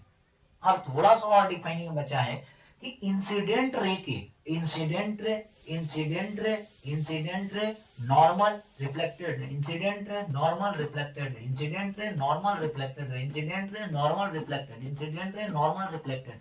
ये तीनों एक पर्टिकुलर पॉइंट पर मीट करते हैं। जैसे आप भी अपने गर्लफ्रेंड से मिलने जाते हैं तो एक पर्टिकुलर डायरेक्शन होता है, एक पर्टिकुलर पॉइंट पर मिलाते हैं कि आ जाओ भाई, फोन करते हैं, फोन लगता है, उठाती हैं, ठीक है यहाँ पर मॉल पे आ जाओ, मॉल पे मिलेंगे, अच्छा चलो ब्यूटी मॉल में मिलेंगे। बात समझ गए। तो खैर कोई बात नहीं है। तो एक पर्टिकुलर पॉइंट पर मिलते हैं, मीट करते हैं। क्योंकि मिलते हैं भाई, क्योंकि वहां इसलिए मिलते हैं कोई आपको देख ना पाए। बात समझ गए। तो इसी तरह से लाइट भी सोचा कि ऐसा काम करते हैं, incident ray, reflected ray and normal, ये तीनों एक ही पॉइंट पर मीट कर जाता है। बात समझ गए। Incident ray, reflected ray and normal, एक पॉइंट पर जहां पर ये तीनों मीट करता है, मिलता है एक पॉइंट पर, इस पॉइंट का नाम है, उसको कहते हैं पॉइंट ऑफ इंसिडेंट कहते हैं। तो पॉइंट ऑफ इंसिडेंट कहा कि किसको कहते हैं, incident ray, reflected ray and normal, incident ray, reflected ray and normal, एक ही पॉइंट पर लाई कर रहा है, सेम पॉइंट पे, एक पर्टिकुलर पॉइंट पर, फिक्स पॉइंट पर लाई कर रहा है, उसको कहते हैं पॉइंट ऑफ इंसिडेंस कहा जाता है। क्या कहा जाता है? पॉइंट ऑफ इंसिडेंस कहा जाता है। अब हुआ क्या कि अगर इंसिडेंट रे और नॉर्मल के साथ कुछ एंगल बनेगा, अरे बोल भाई एंगल बनेगा क्या? हाँ सर, इंसिडेंट रे और नॉर्मल के साथ जो एंगल बनता है उसको हम लोग एंगल ऑफ इंसिडेंस कहते हैं। इंसिडेंट रे और नॉर्मल के साथ जो एंगल बनता है उसको एंगल ऑफ इंसिडेंस कहते हैं। Incident ray normal, incident ray normal, incident ray normal, incident ray और नॉर्मल के साथ जो एंगल बनता है उसको एंगल ऑफ इंसिडेंस कहते हैं। और इंसिडेंट रे, रिफ्लेक्टेड रे और नॉर्मल, रिफ्लेक्टेड रे और कौन, रिफ्लेक्टेड रे और नॉर्मल के साथ जो एंगल बनता है, रिफ्लेक्टेड रे और नॉर्मल के साथ जो एंगल बनता है, रिफ्लेक्टेड रे और नॉर्मल के साथ जो एंगल बनता है उसको एंगल ऑफ रिफ्लेक्शन कहा जाता है। क्या कहा जाता है? एंगल ऑफ रिफ्लेक्शन कहा जाता है। इंसिडेंट, रिफ्लेक्टेड रे और नॉर्मल के साथ जो एंगल बनता है उसको हम लोग क्या कहते हैं? एंगल ऑफ रिफ्लेक्शन कहा जाता है। तो यही हम लोग 4-5 को टर्मिनोलॉजी पर बात किए, ये आपको ध्यान रखना है। तो हमने सीधा सीधी बताया, कुछ बताया नहीं। बेसिकली हम लोग रिफ्लेक्शन ऑफ लाइट में कहें, लाइट आया किसी भी मिरर पर टकराया, लाइट बाउंस बैक कर गया। बात समझ गए? बात समझ गए? यानी लाइट बाउंसिंग बैक को, बाउंसिंग बैक ऑफ लाइट को क्या कहा जाता है? क्या कहा जाता है? रिफ्लेक्शन ऑफ लाइट कहा जाता है। रिफ्लेक्शन ऑफ लाइट कितने प्रकार के हैं? 2 प्रकार के भाई, 2 प्रकार के रिफ्लेक्शन ऑफ कितने? 2 प्रकार के, एक रेगुलर, दूसरा इरेगुलर। रेगुलर रिफ्लेक्शन में क्या होगा? इंसिडेंट रे और रिफ्लेक्टेड रे एक दूसरे के पैरेलल जाएंगे, सरफेसेस कैसा होगा? स्मूथ होगा। लेकिन इरेगुलर में क्या होगा? सरफेस कैसा होगा? रफ होगा। बात समझे? इंसिडेंट रे, रिफ्लेक्टेड रे एक दूसरे के पैरेलल नहीं मूव कर पाएंगे, इसमें रफ सरफेस है, रुखड़ा सरफेस है, ये आप जानते हैं, ये डिफाइनिंग भी लिखे थे। फिर आपको 4-5 को टर्मिनोलॉजी हमने समझाया कि अगर कहीं से भी लाइट आ रहा है तो उसको हम लोग इंसिडेंट रे कहते हैं। कहीं से भी लाइट आ रहा है तो इंसिडेंट रे कहते हैं। मिरर पे टकराने के बाद बाउंस बैक कर गया, आउट गोइंग चला गया, बाहर चला गया, बाउंस कर गया, तो यहाँ रिफ्लेक्टेड रे हो गया। बात समझ गए? तो इंसिडेंट रे कमिंग को, आउट गोइंग को रिफ्लेक्टेड रे कहते हैं। हुआ क्या, अब इसके बीच में एक परपेंडिकुलर लाइन होता है, इंसिडेंट और रिफ्लेक्टेड के बीच में एक परपेंडिकुलर लाइन ड्रॉ करते हैं, उस परपेंडिकुलर लाइन को हम लोग नॉर्मल के नाम से जानते हैं। तो नॉर्मल हम लोग डिफाइन कर लिए। फिर आपको हम बताएं इंसिडेंट रे और नॉर्मल के साथ जो एंगल बनाता है, इंसिडेंट और नॉर्मल के साथ जो एंगल बनता है उसको एंगल ऑफ इंसिडेंट कहते हैं। इंसिडेंट और नॉर्मल के साथ जो एंगल बनता है उसको एंगल ऑफ रिफ्लेक्शन कहा जाता है। क्या कहा जाता है? एंगल ऑफ रिफ्लेक्शन कहा जाता है। ये भी आपका रिफ्लेक्टेड रे और नॉर्मल के साथ, रिफ्लेक्टेड रे और नॉर्मल के साथ जो एंगल बनता है उसको एंगल ऑफ रिफ्लेक्शन कहा जाता है। अब बेसिकली ये सभी पॉइंट पर हम लोग बात कर चुके। अब हुआ क्या कि इंसिडेंट रे, reflected ray and normal, incident ray, reflected ray, normal, incident ray, reflected ray, normal, incident ray, reflected ray, normal, ये तीनों पॉइंट को देखिएगा, एक पर्टिकुलर पॉइंट पर मिलता है और उस पर्टिकुलर पॉइंट को हम लोग क्या कहते हैं? पॉइंट ऑफ इंसिडेंस कहते हैं। क्या कहते हैं? पॉइंट ऑफ इंसिडेंस कहते हैं। ये बात को याद रखें। अब थोड़ा सा देखिएगा, सब हम डिफाइनिंग बात कर लिए। अगर इस एंगल को पेपर में, इस बार देखिएगा 2019 के पेपर में सवाल पूछ देता है, यहाँ से हम लोग लॉ ऑफ रिफ्लेक्शन स्टार्ट करेंगे। यहाँ देखिएगा ये वाला एंगल, ठीक है, ये वाला एंगल जो है, ये वाला एंगल ध्यान से समझिएगा, ये एंगल, ये वाला, ये प्लेन मिरर है। अरे बोल भाई है या नहीं? अरे बोल भाई है या नहीं? ये प्लेन मिरर, ये प्लेन मिरर, ये प्लेन मिरर, ये प्लेन मिरर और इंसिडेंट रे, प्लेन मिरर और इंसिडेंट रे के साथ जो एंगल बनता है, प्लेन मिरर और इंसिडेंट रे के साथ जो एंगल बनता है, प्लेन मिरर और इंसिडेंट रे के साथ जो एंगल बनता है, इसको हम लोग कहते हैं ग्लैंसिंग एंगल। क्या कहते हैं? ग्लैंसिंग एंगल कहते हैं। क्या कहते हैं? ग्लैंसिंग एंगल कहते हैं, ग्लैंसिंग एंगल कहते हैं। बात समझ गए? ग्लैंसिंग एंगल कहते हैं, ये याद रखिएगा, ठीक है। प्लेन मिरर और इंसिडेंट रे के साथ, प्लेन मिरर और इंसिडेंट रे के सरफेस ऑफ मिरर और incident ray and surface of the mirror, incident रे and surface of the mirror, incident रे and surface of the mirror के साथ जो एंगल बनता है उसको क्या कहते हैं? ग्लैंसिंग एंगल कहते हैं। ठीक सर, ये भी याद रखना, जिधर इधर जो ग्लैंसिंग होगा उधर इधर भी आपका ग्लैंसिंग होगा। तो आप सोचिए इतना पूरा कितना 90 डिग्री है। अरे बोल भाई है या नहीं है? इतना पूरा क्या है? 90 डिग्री है या नहीं है? तो अगर आप देखिएगा तो एंगल यहाँ से जी हो गया, ग्लेंसिंग एंगल हो गया, और प्लस आपका ये वाला एंगल ऑफ इंसिडेंस हो गया, आई हो गया, बराबर 90 होगा कि नहीं होगा? तो बोल भाई होगा या नहीं होगा? होगा। अगर एंगल जी निकालना चाहते हैं, ग्लेंसिंग निकालते हैं, तो 90 माइनस एंगल ऑफ इंसिडेंस होगा कि नहीं होगा? अरे बोल भाई होगा। हाँ सर, यानी ये आप angle G equal to 90 minus angle of incidence भी कह सकते हैं। बात समझिए? तो कभी कभी आपको बोल देगा, आगे हम लोग बात करेंगे, लॉ ऑफ रिफ्लेक्शन में बात करेंगे ऐसा न्यूमेरिकल, लेकिन ग्लैंसिंग एंगल थोड़ा सा पता होना चाहिए बाबू। ये पता होना चाहिए कि इंसिडेंट रे और surface of the mirror, incident ray और surface of the mirror, incident ray और surface of the mirror, incident ray और सरफेस ऑफ द मिरर के साथ जो एंगल बनता है, incident ray surface of the mirror, incident रे surface of the mirror, incident रे सरफेस ऑफ द मिरर, इसके साथ जो एंगल बनता है उसको ग्लैंसिंग एंगल कहते हैं। क्या कहते हैं? ग्लैंसिंग एंगल कहते हैं। ग्लैंसिंग बराबर क्या होता है? 90 माइनस एंगल ऑफ इंसिडेंस होता है, क्योंकि पूरा यहाँ से यहाँ तक 90 में आपका ये एंगल ऑफ इंसिडेंस है, तो ये नहीं निकल जाएगा। 90 में ये घटा देंगे तो ये बच जाएगा। पास समझ गए क्या? बोल भाई समझ गए? तो आज की हम लोग क्लास में यहाँ तक बात की है, ठीक है। बाकी हम लोग ये जो है आगे हम लोग टॉपिक देखते हैं। आगे क्या है? रिफ्लेक्शन ऑफ लाइट खत्म हुआ, उसके बाद हम लोग बात करेंगे क्या चीज पर? आपको लॉ ऑफ रिफ्लेक्शन हम लोग बात करते हैं, ठीक है। तो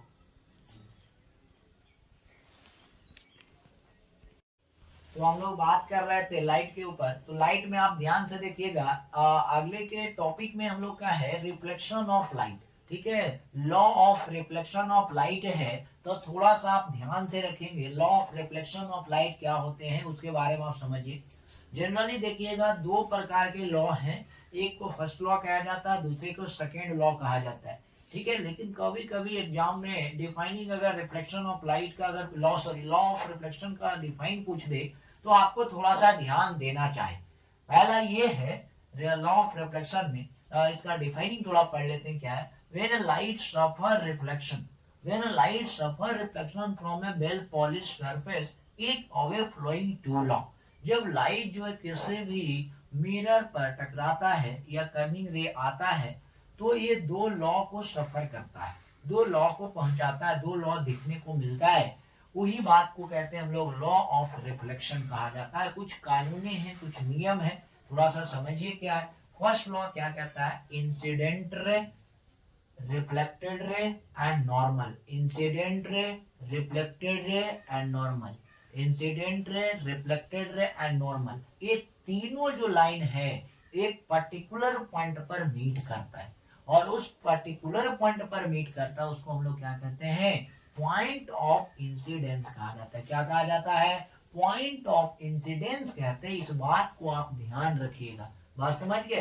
तो फर्स्ट लॉ यही है बाबू कि इंसिडेंट रे, reflected ray and normal, incident ray, reflected ray and normal all lie in the same point.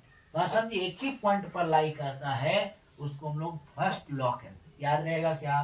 बोल भाई याद रहेगा क्या? ठीक सर, समझ गया? चल अब हम लोग बात करते हैं सेकेंड लॉ क्या कहता है। एंगल ऑफ इंसिडेंट जो है, एंगल ऑफ इंसिडेंट जो है वो बराबर होंगे एंगल ऑफ रिफ्लेक्शन के बराबर। Angle of incident equal to angle of reflection, उसको हम लोग angle I equal to angle R कहते हैं। उसको क्या कहते हैं? Second law of reflection. तो फर्स्ट लॉ तो समझ गए, बहुत आसान है। फर्स्ट लॉ क्या था? Incident ray, reflected ray, normal, incident ray, reflected ray, normal, incident ray, reflected ray, normal all line the same point. सभी पॉइंट एक ही पॉइंट पर लाई करता है, उसको हम लोग क्या कहते हैं? उसको हम लोग कहते हैं फर्स्ट लॉ कहते हैं। उसको क्या कहते हैं? फर्स्ट लॉ कहते हैं। दूसरा लॉ है क्या? Second law. दूसरा क्या है? सेकेंड लॉ कहते हैं। सेकेंड लॉ किसको कहते हैं? एंगल ऑफ इंसिडेंट और एंगल ऑफ रिफ्लेक्शन आपस में क्या होते हैं? बराबर होते हैं, उसको सेकेंड लॉ ऑफ रिफ्लेक्शन कहते हैं। तो ये लॉ ऑफ रिफ्लेक्शन था, या बेसिकली समझ गए होंगे। अब थोड़ा सा हम लोग बात करते हैं नेक्स्ट टॉपिक के ऊपर, उसका नाम है प्लेन मिरर। उसका नाम क्या है?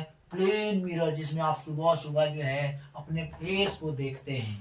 बात समझे? हेयर स्टाइल करते हैं, स्टाइल से बाल झाड़ के जाते हैं, तो जिस प्लेन मिरर में आप देखते हैं सुबह सुबह, उसी के बारे में हम लोग आज पढ़ते हैं, क्या है नहीं है समझिए। तो प्लेन मिरर एक क्या होता है? स्ट्रेट मिरर है। प्लेन मिरर एक क्या है? सीधा मिरर है, स्ट्रेट मिरर है।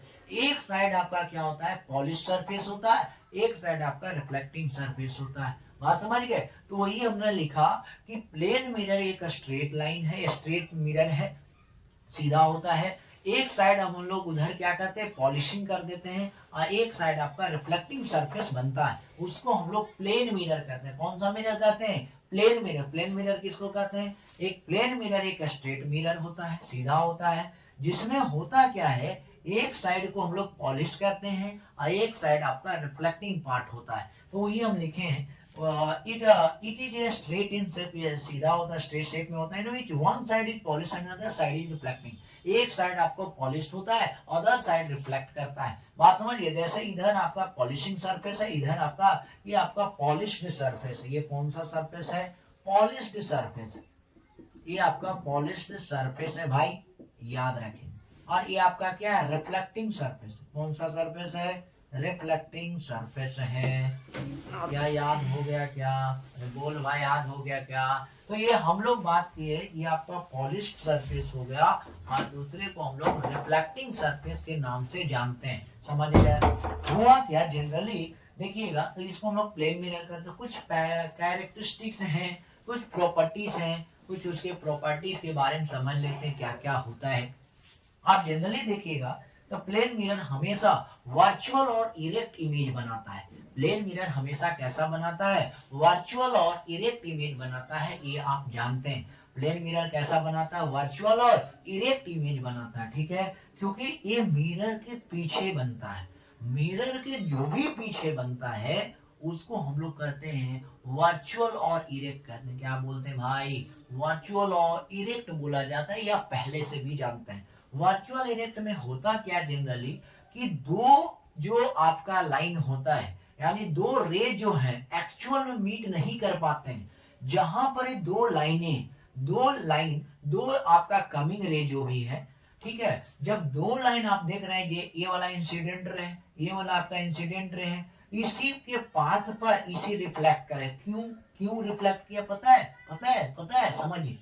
क्योंकि आपने यहां से इंसिडेंट रे डाला जो कि परपेंडिकुलर डाले, बात समझ गए, मिरर पर आपका परपेंडिकुलर डाले, तो जो इंसिडेंट रे है वही उसका आपका रिफ्लेक्टेड रे भी बन रहा है। बात समझ गए, क्योंकि आपने लाइट को, जब आप परपेंडिकुलर ऐसे लाइट को मारिएगा किसी मिरर के सरफेस पे, अगर ये मिरर का सरफेस हो जाए और इस पर लाइट को अगर परपेंडिकुलर डाला जाए, तो नॉर्मल जो है, नॉर्मल पर ही जाके नॉर्मल लाइन और इंसिडेंट लाइन एक दूसरे को ओवरलैप कर जाएगा और वहां पर एंगल 0 डिग्री का बनाता है। बात समझ गए। तो यहाँ क्या हुआ कि ये सरफेस पर ये परपेंडिकुलर बनाया जा रहा है, तो परपेंडिकुलर है तो इंसिडेंट रे रिफ्लेक्टेड इसी पॉइंट पर आ गया। और थोड़ा सा हम क्या किए, फिर से दूसरे रेज को चालू किए। दूसरा रे ऐसे गए, थोड़ा सा हम लोग बेंड करके ले गए, ऐसे ले गए और फिर यहाँ से रिफ्लेक्ट किया।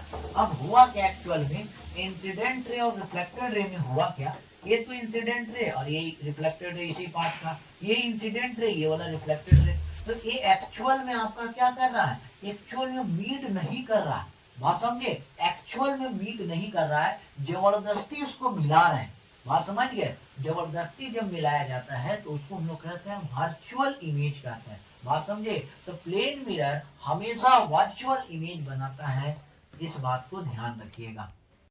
तो बात कर रहे थे हम लोग प्लेन मिरर में, तो प्लेन मिरर किसके कहते हैं, एक स्ट्रेट शेप होता है, वन साइड पॉलिश होता है, अनदर साइड रिफ्लेक्टिंग सरफेस होता है, उसको प्लेन मिरर कहते हैं। एक्चुअली में होता है क्या बाबू, एक प्लेन मिरर एक स्ट्रेट लाइन ले लिए, एक दिन है पॉलिशिंग सरफेस कर दी, एक दिन है रिफ्लेक्टिंग सरफेस है, लाइट रेज इस पर डाले, कैसे डाले, परपेंडिकुलर डाले। जब परपेंडिकुलर डालेगा तो 90 से जाएगा तो वापस भी आ जाएगा। बात समझ गए, क्योंकि 90 डिग्री से अगर कोई लाइट रे फॉल बैक करता है, उसमें बताए थे, बात समझे, आपको बताया थे प्रॉपर्टीज ऑफ लाइट में, तीसरा रिवर्सिबिलिटी लॉ में बताए थे कि अगर कोई लाइट रेज अगर 90 डिग्री से फॉल कर जाए किसी भी मिरर के सरफेस पे, तो लाइट बाउंस बैक आए, उसी पाथ में, सेम पाथ में रिट्रैक्ट कर जाता, अपने पाथ में चला आता। ये आप हमको बताए थे, हम आपको बताएं। अब यहाँ से होता क्या है कि ये वाला इंसिडेंट रे, ये वाला रिफ्लेक्टेड रे, ये इंसिडेंट रे, ये वाला रिफ्लेक्टेड रे, और ये बीच में नॉर्मल।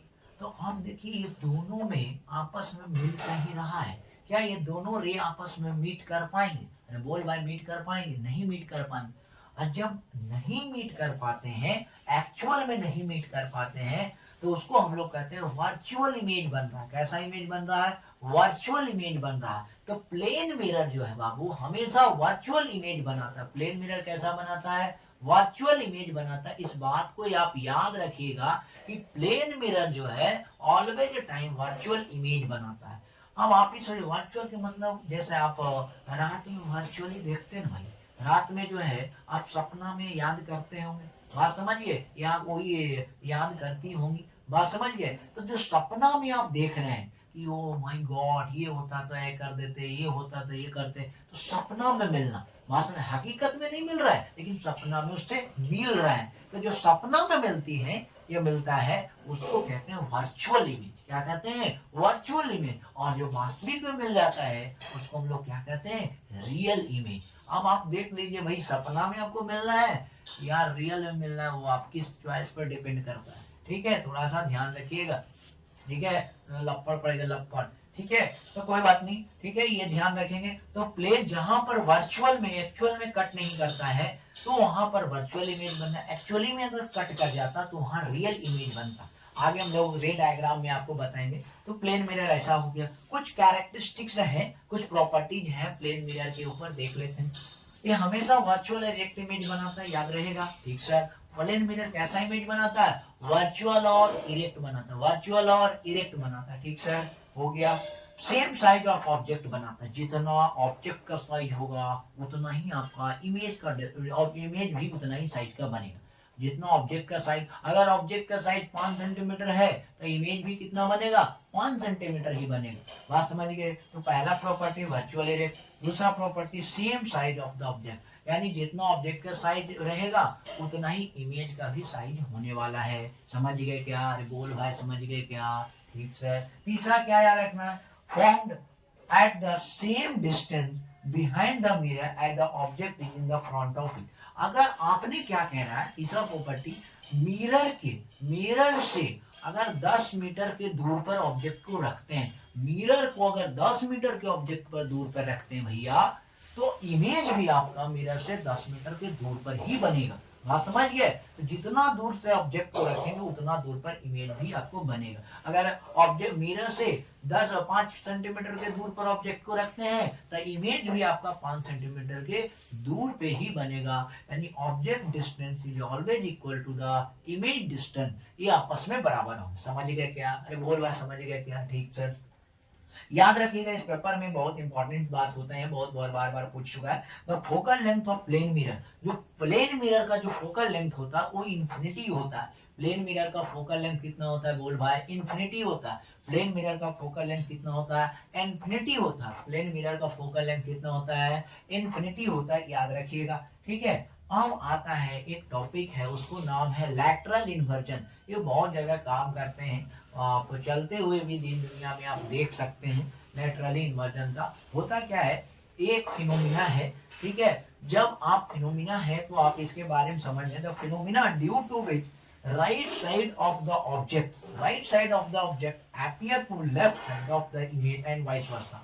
कह रहा है कि अगर एक प्लेन मिरर में आप देखिएगा, एक मिरर में अगर मान ले आप राइट हैंड को उठाते हैं, ठीक है, राइट हैंड को उठाते हैं तो आपको मिरर में लेफ्ट हैंड दिखाई देगा। Right left, right left, right left, right left. बात समझ गए। राइट उठाएंगे लेफ्ट दिखाई देगा, लेफ्ट उठाएंगे राइट दिखाएगा, राइट उठाएंगे left, right left, right left, right होता है ना स्कूल में, राइट लेफ्ट, राइट लेफ्ट।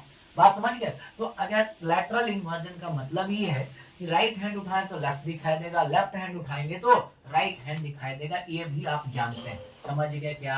अरे बोल भाई, समझ गए क्या? बोल भाई, समझ गए। ठीक सर। तो लैटरल इन्वर्जन हो कुछ है नहीं, बेसिकली राइट हैंड उठाएंगे तो लेफ्ट दिखाई देगा और लेफ्ट हैंड उठाएंगे तो राइट हैंड दिखाई देगा, उसको हम लोग लैटरल इन्वर्जन कहा जाता है। समझ गए। अब इसका यूजेज थोड़ा सा ध्यान देना है।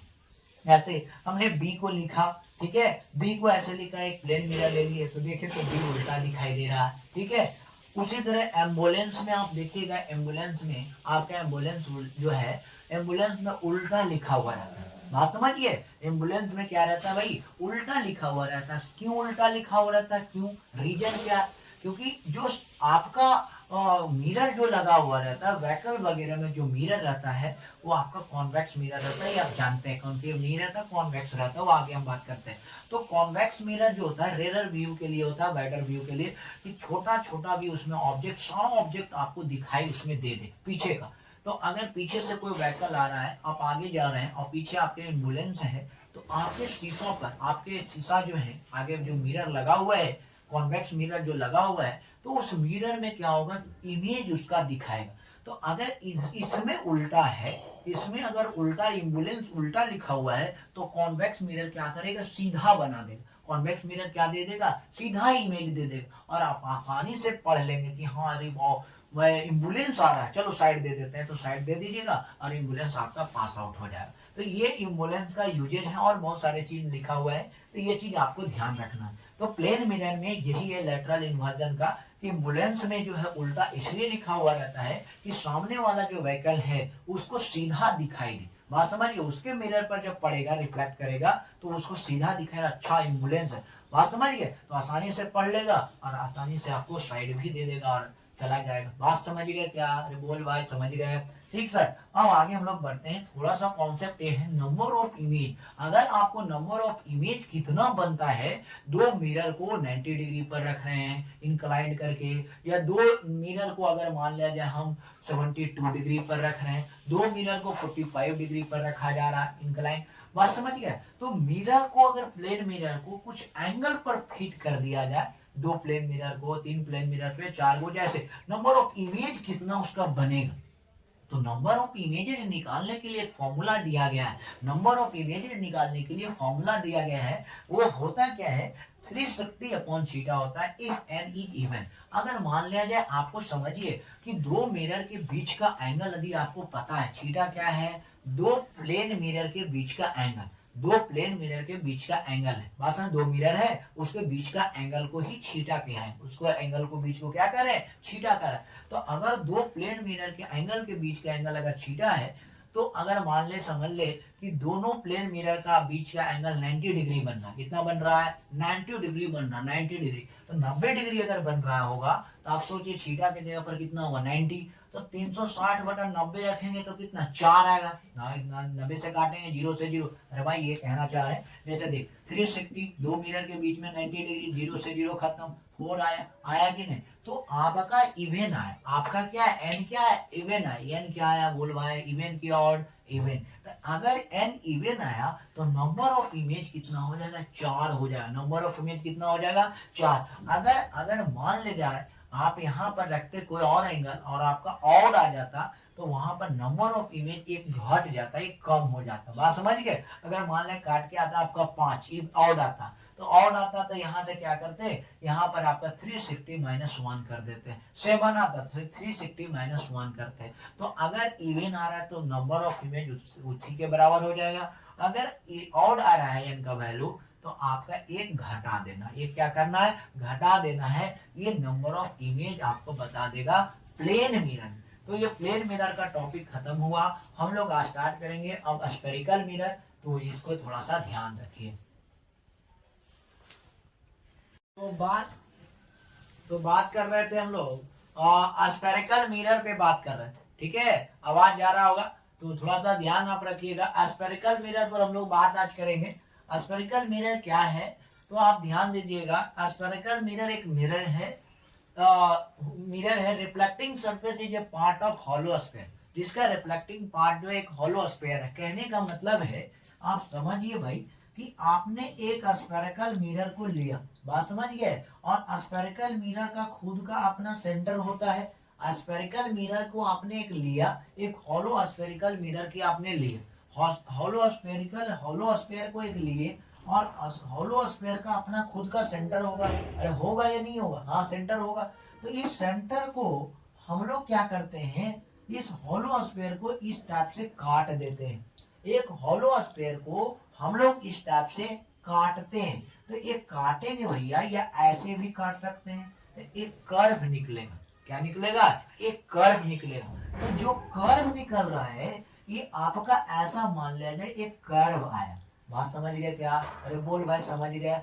एक जो आपका ये कर्व आया, या इधर से आप देखेंगे तो एक ये वाला कर्व आया, एक इधर से कर्व आ रहा है, एक इधर से कर्व आ रहा है। अगर इस पार्ट को आप देखेंगे तो ये वाला कर्व है, ये वाला कर्व की बात कर रहा है। अगर इस पार्ट को इधर से देखिएगा तो ये वाला कर्व आ रहा है। तो आपका जब एक होलो स्फीयर को काटिएगा तो उसको आपका एक कर्व दिखाई देता। क्या दिखाई देता है? एक कर्व दिखाई देता है। और उस कर्व को अगर आप निकालने के बाद, उस कर्व को आप काट के निकाल लिए, तो उस कर्व को अगर आपने बाहर अंदर, अगर मान लीजिए इस कर्व की देख रहे हैं तो दो बातें हैं, ध्यान से जी। अगर मान ले इसका अंदर ऐसे करके हम लोग पेंट करते उसी कर्व का, क्योंकि कर्व जो पार्ट निकला वो दो पार्ट हैं, एक बाहर वाला एक अंदर वाला। इसका जो कर्व हिस्सा है भाई, ये दो हिस्सा है। ये आपका ध्यान से समझिए, अगर ये कर्व है तो ये कर्व का दो हिस्सा, एक अंदर वाला हिस्सा है, एक बाहर वाला हिस्सा। ये बाहर का है, ये बाहर वाला सरफेस, ये वाला अंदर वाला सरफेस। तो दो सरफेसेस हैं, बात समझे। जब एक होलो स्फीयर को काटा जा रहा है तो दो सरफेसेस मिल रहा है। कितने सरफेसेस मिल रहे हैं? दो सरफेसेस मिल रहे हैं। एक को हम लोग कह रहे हैं कर्व जो इनवर्ड है, एक आउटवर्ड है। एक अंदर वाला सरफेस है, एक बाहर वाला सरफेस है। तो कैसे, कितने प्रकार के सरफेसेस हो गए? दो सरफेस हो गए। तो यहाँ पर दो सरफेसेस होने के वजह से दो तरीके से डिफाइन किया गया। एक का जो कर्व इनवर्ड है उसको कह दिया गया कॉनकेव मिरर, और जिसका कर्व आउटवर्ड है उसको कह दिया कॉन्वेक्स मिरर। ऐसे बात कर दिया। यानी उसी तरह के कहने का मतलब एक कर्व जो है, ये जो कर्व आपका निकल के आया, तो कर्व तो बन गया, ऐसा बन गया। आप एक कर्व बन गया। एक कर्व को अगर इसी कर्व को दोनों इसी में छिपा हुआ है, इसी में दोनों छिपा हुआ है, कॉनकेव और कॉन्वेक्स इसी में दोनों छिपा हुआ है। अगर आपने बाहर वाले पार्ट को पॉलिश कर दिया तो रिफ्लेक्टिंग किधर होगा? अंदर। रिफ्लेक्टिंग किधर होगा? अंदर। अगर बाहर वाले को पॉलिश कर दिए तो रिफ्लेक्शन किधर होगा? अंदर होगा। रिफ्लेक्शन किधर होगा? अंदर।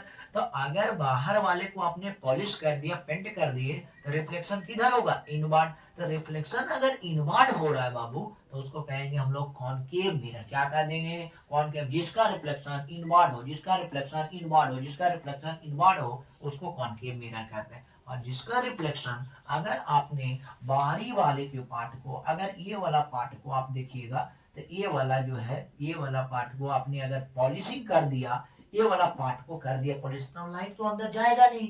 लाइट यहाँ पर जाएगा, यहाँ टकरा जाएगा, यहाँ जाएगा, यहाँ टकरा जाएगा। बात समझ गए? तो इसका अंदर में हम लोग ये कर्व वाले पार्ट को अंदर ही पार्ट किए तो ऐसा हुआ। इसका बाहर पॉलिशिंग पेंट कर दिए तो ऐसा हुआ। तो जिसका पॉलिशिंग सरफेस बाहर है, जिसका पॉलिशिंग सरफेस बाहर, जिसका पॉलिशिंग सरफेस, पॉलिश सरफेस बाहर, तो उसको हम लोग क्या कहेंगे? पॉलिशिंग सरफेस बाहर है, यानी रिफ्लेक्शन किधर होगा? अंदर। रिफ्लेक्शन किधर होगा? अंदर। उसको कॉनकेव। कॉनकेव मतलब समझती है, कॉनकेव। ठीक है, कॉनकेव। बात समझिए, दो दो वाह, कॉनकेव। कॉनकेव यानी अंदर। कॉनकेव मतलब अंदर, कॉनकेव मतलब अंदर, कॉनकेव मतलब अंदर, कॉनकेव मतलब अंदर। और कॉन्वेक्स मतलब बाहर, कॉन्वेक्स मतलब बाहर, कॉन्वेक्स मतलब बाहर। ठीक है, तो इसको बाहर कह रहे हैं। तो इसका रिफ्लेक्टिंग सरफेस क्या हो रहा है? अंदर हो रहा है। इसका रिफ्लेक्टिंग सरफेस बाहर। तो जिसका रिफ्लेक्टिंग सरफेस इनवर्ड, कौन सा मिरर? कौन सा मिरर? बोल भाई, कौन सा मिरर? कॉनकेव। और जिसका रिफ्लेक्टिंग सरफेस बाहर, उसको कौन सा मिरर? कॉन्वेक्स। समझ गए? कॉनकेव कॉन्वेक्स समझ में आया क्या? अरे बोल भाई, समझ में आया? ठीक सर, आगे बढ़ते हैं। अब थोड़ा सा टर्मिनोलॉजी है, थोड़ा सा समझना है, थोड़ा सा है, आप ध्यान से समझेंगे। कुछ कुछ बातें हैं, जैसे पोल किसको कहते हैं, सेंटर ऑफ कर्वेचर किसको कहते हैं, रेडियस ऑफ कर्वेचर किसको कहते हैं, प्रिंसिपल एक्सिस किसको कहते हैं, अपर्चर किसको कहते हैं। बात समझ गया? अब ध्यान से समझिए। जब एक होलो स्फीयर को लिए थे भैया, तो होलो स्फीयर का क्या, उस कर्व को जब आपने काटा था तो क्या पहले होलो स्फीयर का खुद का सेंटर था? अरे था या नहीं था? हाँ, खुद का सेंटर था। तो क्या हुआ, स्फीयर को आपने काट दिया तो सेंटर बदल जाएगा क्या? सेंटर तो वही रहेगा ना भाई। बात समझ गए? आप ही इंसान को, हम ही इंसान को एकदम पूरा तरीके से काट दें, फिर उसको अगर जोड़ दिया जाए, ठीक है, तो जोड़ने के बाद क्या हम वही इंसान नहीं रहेंगे कि बदल जाएंगे? तो वही बात है, एक होलो स्फीयर को अगर काट दिया जाता है तो सेंटर तो वही रहेगा, जो सेंटर था वही सेंटर उसका रहेगा, सेंटर चेंज नहीं हो, तो उसको सेंटर ऑफ कर्वेचर कहा जाता है। ठीक है, अब हम लोग समझाते हैं आगे रेडियस ऑफ कर्वेचर किसको कहते हैं। तो एक फिगर के माध्यम से हम आपको समझाते हैं, ध्यान से समझिएगा। यहीं पर हम लोग बात करते हैं। ठीक है, यहाँ पर हम लोग बात कर लेते हैं थोड़ा सा। ध्यान दीजिए क्या क्या है। ये हम लोग बात कर लिए कि एक आपका मान लिया जाए कॉनकेव मिरर है। कौन सा मिरर है? कॉनकेव, यानी अंदर रिफ्लेक्शन होगा। रिफ्लेक्शन किधर होगा? अंदर। रिफ्लेक्शन किधर होगा? इनवर्ड। तो अगर है तो इस लाइन को भैया, इस लाइन को हम लोग क्या कहते हैं? इस लाइन को क्या कहते हैं? प्रिंसिपल एक्सिस कहते हैं। कौन सा एक्सिस? Principal axis. कौन सा एक्सिस? प्रिंसिपल एक्सिस कहते हैं इस लाइन को। लेकिन प्रिंसिपल एक्सिस को एक डिफाइन करने आता है तो आप कहिएगा प्रिंसिपल एक्सिस एक इमेजिनरी लाइन है। प्रिंसिपल एक्सिस कैसा लाइन है भाई? इमेजिनरी लाइन है, जो कि सेंटर ऑफ कर्वेचर से पास करता है, जो कि सेंटर ऑफ कर्वेचर से पास करता है और ज्वाइन कहाँ से करता है? पोल तक। एक इमेजिनरी लाइन है जो कि सेंटर ऑफ कर्वेचर से पास करता है और पोल तक को मिला देता है, उसको हम लोग क्या कहते हैं? प्रिंसिपल एक्सिस कहते हैं। क्या कहते हैं? Principal axis. तो प्रिंसिपल एक्सिस एक इमेजिनरी लाइन है, प्रिंसिपल एक्सिस एक इमेजिनरी लाइन है जो कि सेंटर ऑफ कर्वेचर से पास कर रहा है और पोल तक को ज्वाइन कर रहा है। सेंटर ऑफ कर्वेचर से पास कर रहा है और पोल तक पे ज्वाइन कर रहा है, उसको हम लोग प्रिंसिपल एक्सिस के नाम से जानते हैं। पोल क्या है? ये मिरर है, मिरर का मिड पॉइंट। मिरर का मिड पॉइंट को क्या कहते हैं? पोल कहते हैं। मिरर के मिड पॉइंट को क्या कहते हैं? पोल कहते हैं। मिरर के मिड पॉइंट को क्या कहेंगे? पोल कहेंगे। ठीक है, ये मिरर है भैया और मिरर का जो मिड पॉइंट होगा उसी को हम लोग क्या कह देंगे? पोल कह देंगे। समझ गए क्या? अरे बोल भाई समझ गए। अब होता क्या है, सेंटर से, इस सेंटर से कर्व तक, ये पार्ट कर्व, सेंटर से कर्व यहाँ तक जा रहा, सेंटर से कर्व, सेंटर से कर्व, यहाँ सेंटर है और यहाँ कर्व है। सेंटर से कर्व तक का लाइन डिस्टेंस मिला रहे हैं, सेंटर से कर्व तक का डिस्टेंस मिला रहे हैं, सेंटर से कर्व तक का डिस्टेंस मिला रहे हैं, सेंटर से कर्व। तो सेंटर से कर्व तक का जो डिस्टेंस मिलाने वाला लाइन जो होता है उसको हम लोग रेडियस ऑफ कर्वेचर कहते हैं। क्या कहते हैं? रेडियस ऑफ कर्वेचर कहते हैं। यानी यहाँ से यहाँ तक क्या हो गया? रेडियस ऑफ कर्वेचर हो गया। क्या हो गया? रेडियस ऑफ कर्वेचर हो गया। और बीच में क्या होता है? फोकस होता है। ठीक है, तो सेंटर और पोल, सेंटर और पोल के मिड पॉइंट, सेंटर ऑफ पोल के मिड पॉइंट जो होता है, सेंटर ऑफ पोल, भैया यहाँ देखिए सेंटर है, ये पोल है, सेंटर है, पोल है, सेंटर है, पोल है। सेंटर पोल के मिड पॉइंट क्या? फोकस। सेंटर और पोल के बीच में क्या है? फोकस। तो सेंटर और पोल के मिड पॉइंट को क्या कहते हैं? फोकस कहते हैं। क्या कहते हैं? फोकस कहते हैं। सेंटर और पोल के मिड पॉइंट को क्या कहते हैं? फोकस कहते हैं। और फोकस और पोल, फोकस और पोल, फोकस और पोल, फोकस और पोल, फोकस और पोल के मिड पॉइंट को क्या कहते हैं? ये डिस्टेंस जो फोकस और पोल, पोल और फोकस के बीच के दूरी को क्या कहते हैं? फोकल लेंथ कहते हैं। क्या कहते हैं? फोकल लेंथ कहते हैं। फोकस और पोल के बीच के डिस्टेंस को क्या कहते हैं? फोकस और पोल के डिस्टेंस को, बीच का जो डिस्टेंस होता है, distance between focus and pole, distance between focus and pole, focus से पोल तक मिलाने वाले लाइन के जो बीच होता है, यानी फोकस और पोल के डिस्टेंस को क्या कहते हैं? फोकल लेंथ कहते हैं। The distance between focus and pole, distance किसका? फोकस और पोल, फोकस और पोल के डिस्टेंस को क्या कहते हैं? फोकल लेंथ कहते हैं। क्या कहते हैं? फोकल लेंथ कहते हैं। और सेंटर से पोल तक मिलाने वाले लाइन को क्या कहते हैं? रेडियस ऑफ कर्वेचर कहते हैं। प्रिंसिपल एक्सिस बताइए दिए, एक इमेजिनरी लाइन होता है जो कि सेंटर ऑफ कर्वेचर से पास करता है और फोकस तक मिला देता है। तो ये पूरा पार्ट। अपर्चर, एक मिनट समझ लीजिए, अपर्चर होता क्या है? अपर्चर कुछ नहीं है, जितना दूर तक का रिफ्लेक्टिंग सरफेस है, मिरर का जितना एरिया रिफ्लेक्टिंग सरफेस है, उसी को हम लोग कहते हैं अपर्चर, यानी डायमीटर बोल सकते हैं। बात समझ गया? Diameter of the reflecting surface of A spherical mirror, diameter of A reflecting surface of the spherical mirror, diameter, diameter of A reflecting surface, reflecting surface जो है, मान लो समझ गए, यहाँ से यहाँ तक ये वाला पूरा डायमीटर की बात होगा कि नहीं होगा भाई? बोल भाई, ये पूरा बात होगा डायमीटर। तो रिफ्लेक्टिंग सरफेस जितना दूर तक है उसका डायमीटर का रिफ्लेक्टिंग सरफेस पार्ट को हम लोग क्या कहते हैं? अपर्चर कहते हैं। जितना दूर तक रिफ्लेक्टिंग करने का एरिया है उसके डायमीटर को हम लोग क्या कहते हैं? अपर्चर कहते हैं। समझ गए क्या? अरे बोल भाई समझ गया क्या? तो हम लोग आज के क्लास में हम लोग बात किया, स्फेरिकल मिरर खत्म हो गया।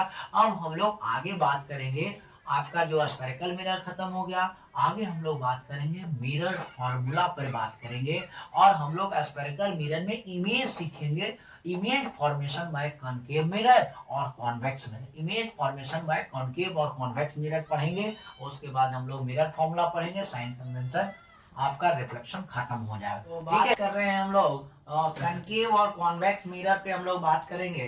तो थोड़ा सा आप ध्यान दीजिएगा कि कॉनकेव और कॉन्वेक्स मिरर में क्या क्या चीजें हैं। तो सबसे पहले ये चीज है कि पहले कुछ रूल्स हैं। क्या रूल है? रूल आपका 4 गो रूल है, कॉनकेव के लिए भी और कॉन्वेक्स के लिए भी 4 रूल है। पहला रूल है कि अगर इंसिडेंट रे पैरेलल हो जाए, अगर इंसिडेंट रे पैरेलल हो जाए प्रिंसिपल एक्सिस के, तो हमेशा वो रिफ्लेक्टेड रे फोकस पे पास करता है। बात समझ गए? वो हमेशा फोकस पे पास करता है, ये आप पहले याद रखेंगे। जब इंसिडेंट रे पैरेलल हो जाए, incident ray incident ray incident ray incident ray parallel किसके पैरेलल? प्रिंसिपल एक्सिस के, तो हमेशा फोकस से होके गुजरेगा। Rule number 1। दूसरा रूल क्या कहता है? जब आपका कोई लाइट रे यानी इंसिडेंट रे फोकस से पास करते हैं, कोई इंसिडेंट रे फोकस से पास कर रहे हैं, कोई इंसिडेंट रे फोकस पे पास कर रहे हैं, तो मिरर पे टकराने के बाद, मिरर पे टकराने के बाद वो रिफ्लेक्टेड रे जो है वो पैरेलल होगा प्रिंसिपल एक्सिस का। यानी कोई भी इंसिडेंट रे फोकस से पास कर रहा है, कोई भी इंसिडेंट रे फोकस से पास कर रहा है, तो मिरर पे टकराने के बाद वो प्रिंसिपल एक्सिस के पैरेलल चला जाए। किधर चला जाएगा? प्रिंसिपल एक्सिस के पैरेलल। रूल नंबर 2 हो गया। रूल नंबर 3 की ओर बढ़ते हैं।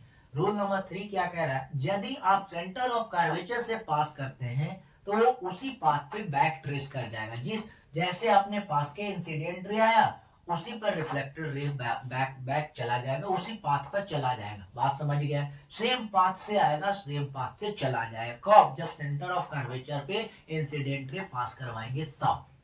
रूल नंबर 4, अगर आपने कोई इंसिडेंट रे को पोल से पास करवाते हैं, कोई भी इंसिडेंट रे को पोल से यदि पास करवाते हैं, तो जिस एंगल से गया उसी एंगल से वापस चलाएगा, जिस एंगल से जाएगा उसी एंगल से वापस चलाएगा। समझ गए क्या? अरे बोल भाई, समझ गए क्या? ठीक सर, समझ गए। चलिए, अब इतना तक सारा समझ गए आपने रूल। तो अब हम लोग सीख लेते हैं थोड़ा सा इमेज फॉर्मेशन के बारे में, क्या क्या इमेजेज हैं। बात समझ गए? अभी देखिएगा थोड़ा सा पूरा जो है यूट्यूब पे वायरल वीडियो चल रहा है, और वो आपका जो है एक गाना लॉन्च हुआ है, और वो गाना जो है आप जानते भी होंगे। गाना बहुत फेमस गाना है, लॉन्च हो रहा है। दिल ना दिया वाला गाना है, दिल ना दिया। समझ गए?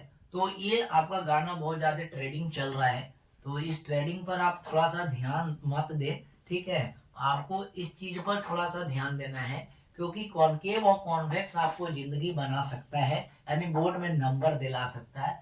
दिल ना दिया और दिल ना लिया, जो बेटा क्या किया, तो ये कुछ नहीं किया। समझ गए? तो ये तो बात की बात है, आप इस पर थोड़ा सा ध्यान रखिएगा तो ज़्यादा आपको बेहतरीन होगा। ठीक है? इसलिए आपको सोचना है। समझ गए? तो गाना पर हम लोग नहीं बात करेंगे, तो सब छोटा सा पार्ट था। हम लोग बात कर रहे थे इधर रूल्स क्या क्या हैं। जब ऑब्जेक्ट को इन्फिनिटी पर रखिएगा भैया, तो आपका क्या इमेज बनेगा? तो आप समझिए, ये हम लोग कहाँ रख रहे हैं? इन्फिनिटी पे रख रहे हैं। जब इन्फिनिटी पे रख रहे हैं तो पैरेलल तो जा रहा है, पैरेलल तो जा रहा है, और प्रिंसिपल ये मिरर पर टकराने के बाद प्रिंसिपल एक्सिस के पैरेलल हुआ। प्रिंसिपल एक्सिस ये वाला लाइन है, ठीक है? तो अगर इन्फिनिटी पे ऑब्जेक्ट को रखते हैं तो मिरर पे टकराने के बाद पैरेलल गया। पहले देखिए, इंसिडेंट रे मिरर पे रख रहे हैं, यानी इन्फिनिटी पे ऑब्जेक्ट को रख रहे हैं, parallel parallel parallel parallel parallel parallel गया। किसके पैरेलल? Principal axis. कहाँ से गुजरेगा? फोकस से। फिर इंसिडेंट रे यहाँ से नीचे से पास कर रहा है, तो ये पैरेलल गया। किसके पैरेलल? प्रिंसिपल एक्सिस के पैरेलल। मिरर पर टकराने के बाद कहाँ जाएगा? फोकस पे जाएगा। तो आप देख रहे हैं ऑब्जेक्ट कितना बहुत बड़ा, बहुत दूर पर है। ऑब्जेक्ट कितना है? बहुत दूर पर है। तो इमेज कहाँ बन रहा है? फोकस पे बन रहा है। इमेज कहाँ बनता है? फोकस पे बनता है। ये आप भी जानते हैं। बात समझ गए? तो पहला ये कहता है, जब ऑब्जेक्ट को आप इन्फिनिटी पर रखिएगा भैया, तो आपका इमेज कहाँ बनेगा? फोकस पे बने। कहाँ बनेगा? फोकस पर बनेगा। समझ गए क्या? अरे बोल भाई, समझ गए क्या? समझा या नहीं समझा? समझ गए? ठीक सर। तो पहला में है, तो मिरर के जब सामने बनता है तो उसको हम लोग कहते हैं रियल। मिरर के सामने बनेगा तो कहेंगे रियल। और मिरर जो ऑब्जेक्ट इधर रखे तो इमेज आपका यहाँ पर बना, फोकस पे बना, तो रियल के साथ साथ एक इन्वर्टेड भी वर्ड आता है। तो रियल इन्वर्टेड, रियल के साथ ही इन्वर्टेड आता। रियल मतलब ऐसे, अगर ऑब्जेक्ट के ऊपर रख रहे हैं तो इमेज बनेगा डाउनवर्ड, और जब ऑब्जेक्ट के अगर अपवर्ड रख रहे हैं तो इमेज बनेगा डाउनवर्ड। तो इसको कहते हैं उल्टा, इन्वर्टेड। ठीक है, तो रियल के साथ इन्वर्टेड आएगा, और फोकस पे बन रहा है, लेकिन कैसा बन रहा है, हाईली डिमिनिश्ड बन रहा है, बहुत छोटा बन रहा है। कैसा बन रहा है, बहुत छोटा बन रहा है, तो उसको कहते हैं हाईली डिमिनिश्ड कहते हैं। क्या कहते हैं, हाईली डिमिनिश्ड कहते हैं। समझ गए। तो पहला ही आपको याद रखना है, जब ऑब्जेक्ट को कहां पर रख रहे हैं, इन्फिनिटी पर रख रहे हैं। जब ऑब्जेक्ट को इन्फिनिटी पर रख रहे हैं तो इमेज कहां बन रहा है, फोकस से बन रहा है। कैसा बन रहा है, रियल इन्वर्टेड, और साथ में आपका रियल इन्वर्टेड के साथ हाईली डिमिनिश्ड, बहुत छोटा बन रहा है। समझ गए।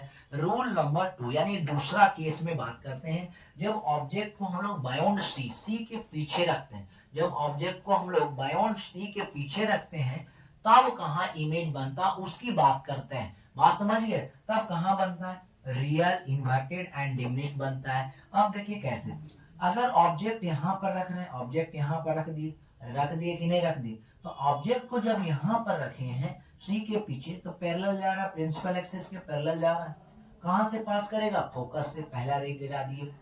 दूसरा रे क्या हुआ कि अगर मान लिया जाए आपका इंसिडेंट रे ये पास कर रहा है, ये वाला दूसरा रे फोकस से पास कर रहा है, दूसरा रे कहाँ से पास कर रहा, फोकस से। जब फोकस से जाएगा तो मिरर पर टकराने के बाद किसके पैरेलल हो गया, प्रिंसिपल एक्सिस। मिरर पे टकराने के बाद किसके पैरेलल हो गया, प्रिंसिपल एक्सिस। तो देखिए ये वाला रिफ्लेक्टेड रे और ये वाला रिफ्लेक्टेड रे इस पॉइंट पर जाके कट रहा है, यानी सी और एफ के बीच में कट रहा है, सी और एफ के बीच में कट रहा है। तो जहां पर कट करेंगे रिफ्लेक्टेड रे वहीं पर इमेज बनता है। जहां पर कट करता है बाबू वहीं पर आपका क्या होता है, इमेज बनता है। ये आप दूसरे समझ गए, दो रूल समझ गए क्या, अरे बोल भाई ठीक सर। तीसरे रूल के हिसाब से आप देखते हैं, तीसरे रूल पे चलते हैं। तीसरा क्या है, यदि ऑब्जेक्ट को हम लोग सेंटर ऑफ कर्वेचर पर रखते हैं, ऑब्जेक्ट को कहाँ रख रहे हैं, सेंटर ऑफ कर्वेचर पर रख रहे हैं, तो आपका इमेज भी यहीं पर बनेगा। क्यों, क्योंकि देखिए एक रेल तो आपने पैरेलल लिया है, ये आपका क्या है, पैरेलल लाइन। ये वाला पैरेलल आ रहा है, किसके पैरेलल आ रहा है, प्रिंसिपल एक्सिस के पैरेलल आ रहा है। किसके पैरेलल आ रहा है, प्रिंसिपल एक्सिस के पैरेलल आ रहा है। किसके पैरेलल आ रहा है, प्रिंसिपल एक्सिस। तो प्रिंसिपल तो फोकस से गुजरेगा। दूसरा क्या किए हम लोग, फोकस से गुजार दे, दूसरा रेज क्या फोकस से लाए, तो प्रिंसिपल एक्सिस के पैरेलल। दोनों रेज कहाँ कट रहा है, सी पर ही जाके कट रहा है। बात समझ गए। तो ये आपका सीधा, ये आपका उल्टा, ये आपका सीधा, ये आपका उल्टा। ये ऑब्जेक्ट ऊपर तो ये इमेज नीचे, ये ऑब्जेक्ट ऊपर इमेज नीचे। तो आपको क्या होगा, रियल तो बनेगा, रियल के साथ साथ क्या, इन्वर्टेड भी बनेगा, और जितना बड़ा ऑब्जेक्ट रहेगा उतना ही साइज का इमेज बनेगा। बात समझ गए। जितना साइज का ऑब्जेक्ट रहेगा उतना ही साइज का इमेज बनेगा। जब सी पर रखिएगा तब की बात करते हैं। अब हम लोग रूल नंबर मतलब चौथा केस चल रहे हैं। व्हेन ऑब्जेक्ट इज, जब ऑब्जेक्ट को सी और एफ के बीच में रखते, सेंटर ऑफ कर्वेचर और फोकस के बीच में रखिएगा, तो आप समझिए सी और एफ के बीच में कह रहे हैं, सी और एफ के बीच में कह रहे हैं, तो सी और एफ के बीच में आप रख के देखिए ऑब्जेक्ट को, सी और एफ, यहाँ पर देखिए सी और एफ के बीच में ये वाला ऑब्जेक्ट है भाई साहब, ये वाला आप देख रहे हैं, ये वाला आपका क्या है, ये वाला आपका जो है, ये आप देख रहे हैं, ये ऑब्जेक्ट है, यही आपका ऑब्जेक्ट है, ये ऑब्जेक्ट है। ठीक है, ये ऑब्जेक्ट। तो ऑब्जेक्ट को हम लोग यहाँ रख रहे हैं, देख रहे हैं ऑब्जेक्ट यहाँ है, ऑब्जेक्ट ये है, पैरेलल गया, प्रिंसिपल एक्सिस के पैरेलल, फोकस से गुजर, क्लियर। दूसरा क्या किया, फोकस से गुजर है, प्रिंसिपल एक्सिस के पैरेलल, दो ही रूल, पहला दूसरा लगा रहे हैं। तो लगाने के बाद कहाँ कट गया, सी के बाद, सी के बाद गए यानी सेंटर ऑफ कर्वेचर के बाद। तो इसका इमेज कैसा बनेगा, आप ही सोचिए। तो ऑब्जेक्ट तो छोटा है लेकिन इमेज बड़ा है, ऑब्जेक्ट तो छोटा है, इमेज क्या है, बड़ा है। इसका मतलब रियल इन्वर्टेड तो बनेगा ही बनेगा, रियल इन्वर्टेड बनेगा, लेकिन कैसा बनेगा, इनलार्ज्ड बनेगा। कैसा बनेगा, इनलार्ज्ड बनेगा। समझ गए क्या। तो ये आपको थोड़ा सा याद रखना है। इसका एप्लीकेशन फ्लड लाइट में यूज करते हैं। ठीक है, ये सब जो है आपका यूज है, आगे बात करेंगे सब पर। अब हम लोग जो बात करते हैं रूल नंबर 5 पे, कहता है व्हेन ऑब्जेक्ट एट फोकस, जब फोकस पे रखते हैं ऑब्जेक्ट को, जब फोकस पे रखा जाता है तब इमेज क्या बनता है उसके बारे में बात करते हैं। तो आप देखिए रियल इन्वर्टेड एंड इंफिनिटी पर बनता है। कैसे, पहला में हम लोग सी और एफ फोकस पे रख रहे हैं, फोकस पे रखे, मिरर पे टकराने के प्रिंसिपल एक्सिस के पैरेलल चला जाए, एक रे हो गया। दूसरा रेज कहां से पास किए, सेंटर ऑफ कर्वेचर से। दूसरा रेज कहां से पास किए, सेंटर ऑफ कर्वेचर। जैसे सेंटर ऑफ कर्वेचर से पास किए तो ये दोनों क्या आपस में कट कर पाया, अरे बोल भाई कट कर पाया नहीं। तो इसका मतलब ये मान लेते हैं कि इन्फिनिटी पे जाके मिल रहा होगा। बात समझ गए? जैसे आप लोग के भी जिंदगी में कहीं ना कहीं आप भी जाके मिलते हैं, पार्क में, इको पार्क में, मॉल में, अगर वगैरह वगैरह जगह पर आप मिलते हैं। वो ऐसा ही बेचारा ये मान लेते हैं कि इन्फिनिटी पे मिल रहा होगा, ठीक है, मान लेते हैं इन्फिनिटी पे मिल रहा होगा। अब मिल रहा है कि नहीं मिल रहा है ये तो हम भी नहीं देखे, आपके माँ बाप भी नहीं देख पाते, आप मॉल में मिलने गए कि नहीं गए वो कोई नहीं देखता, कि केवल दो ही लोग देख पाते हैं आपस में, जो कपल होते हैं। भाई आप लोग थोड़ा ध्यान ले, लपड़ पड़ेगा, लपड़, यही सब करिएगा। क्या ध्यान दीजिए, छठा केस क्या है, when object is between F and P, F और पी के बीच में रखते हैं, एफ और पी के बीच में रख के देखते हैं तो कैसा होता है, इमेज बनता है। समझिए, एफ और पी, देखिए एफ और पी के बीच में ऑब्जेक्ट रखे, ये ऑब्जेक्ट है भैया, ये वाला ऑब्जेक्ट है, ये ऑब्जेक्ट है, ऑब्जेक्ट है, एफ और पी के बीच में ऑब्जेक्ट रखे हैं, एफ और पी के बीच में। तो आप एक पैरेलल हुआ, फोकस पे पड़ा, मिरर पर टकराया, फोकस से पास कर गया। दूसरा हम लोग कहाँ से रूल नंबर 4 लगाए, पोल से गिरा दिए, तो पोल से गिरा है तो ये इधर चला है। ये दोनों देख रहे हैं ये आपस में फैलते जा रहा है, कभी ये दोनों आपस में मतलब मर्ज नहीं हो रहा, पैरेलल तो नहीं जा रहा है क्योंकि आपस में फैल रहा है।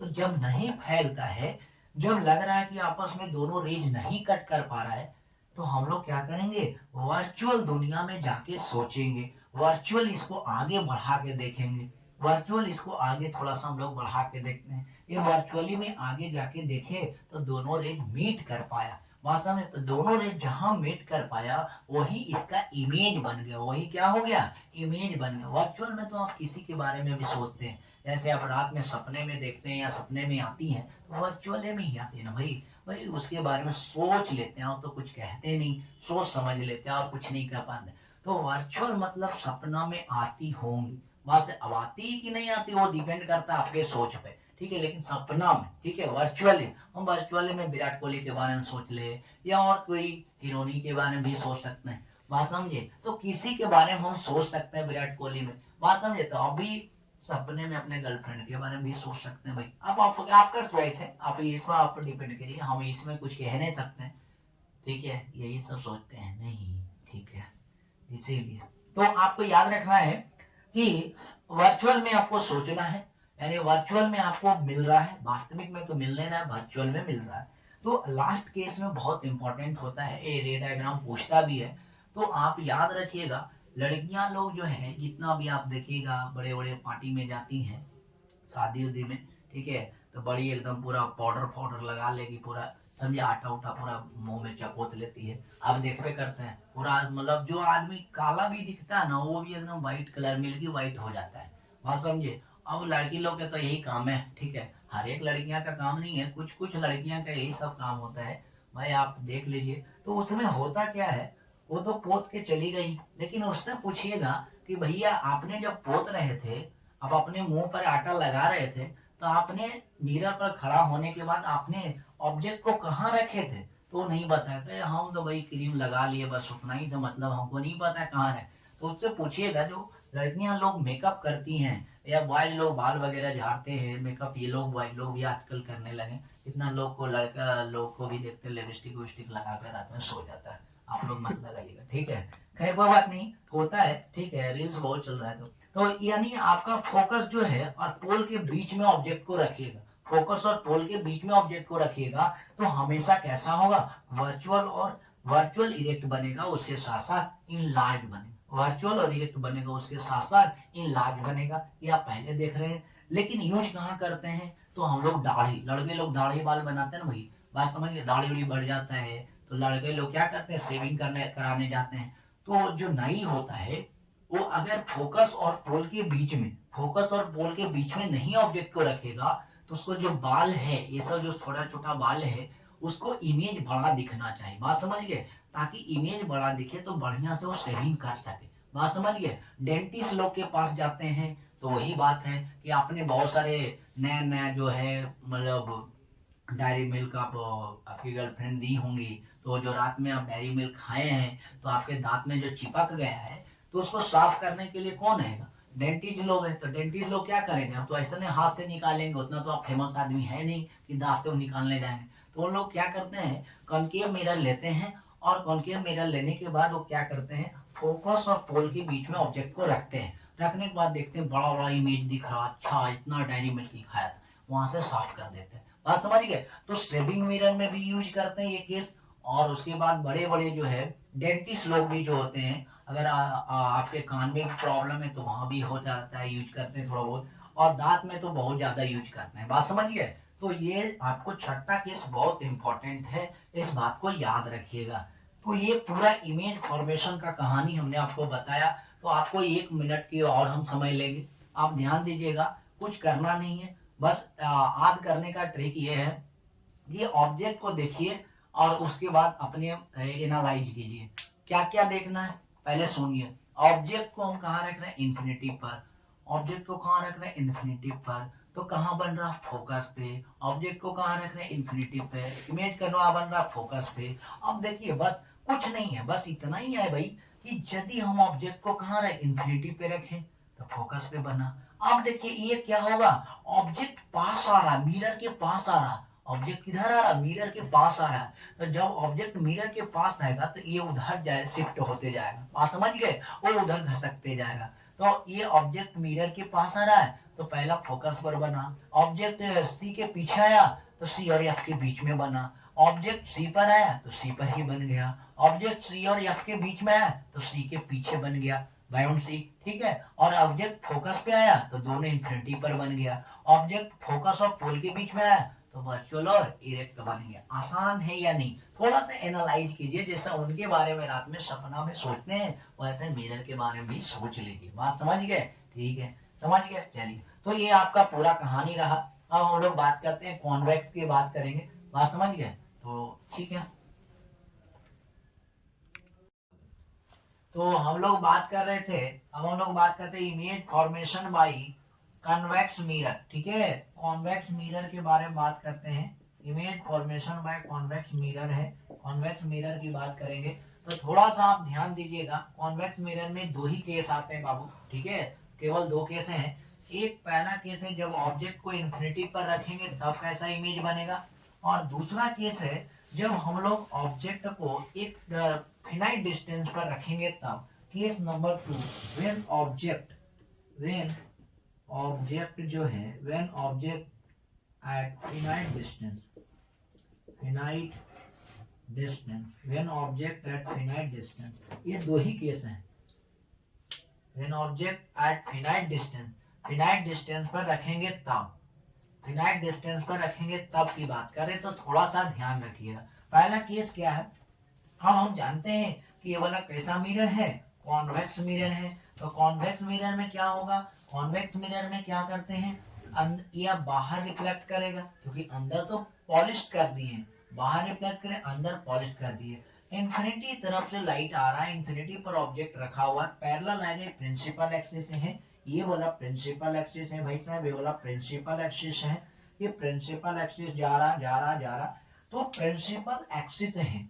अब ये देखिए पैरेलल गया, एक लाइट रे पास किए, बहुत सारे इंफिनिट से आ सकते हैं। एक लाइट गया, ये अंदर तो नहीं घुसेगा, अंदर घुसेगा नहीं घुसेगा, क्यों? क्योंकि यहाँ पर बाउंड्री लगा हुआ है। ठीक है, अंदर नहीं जा पाएगा।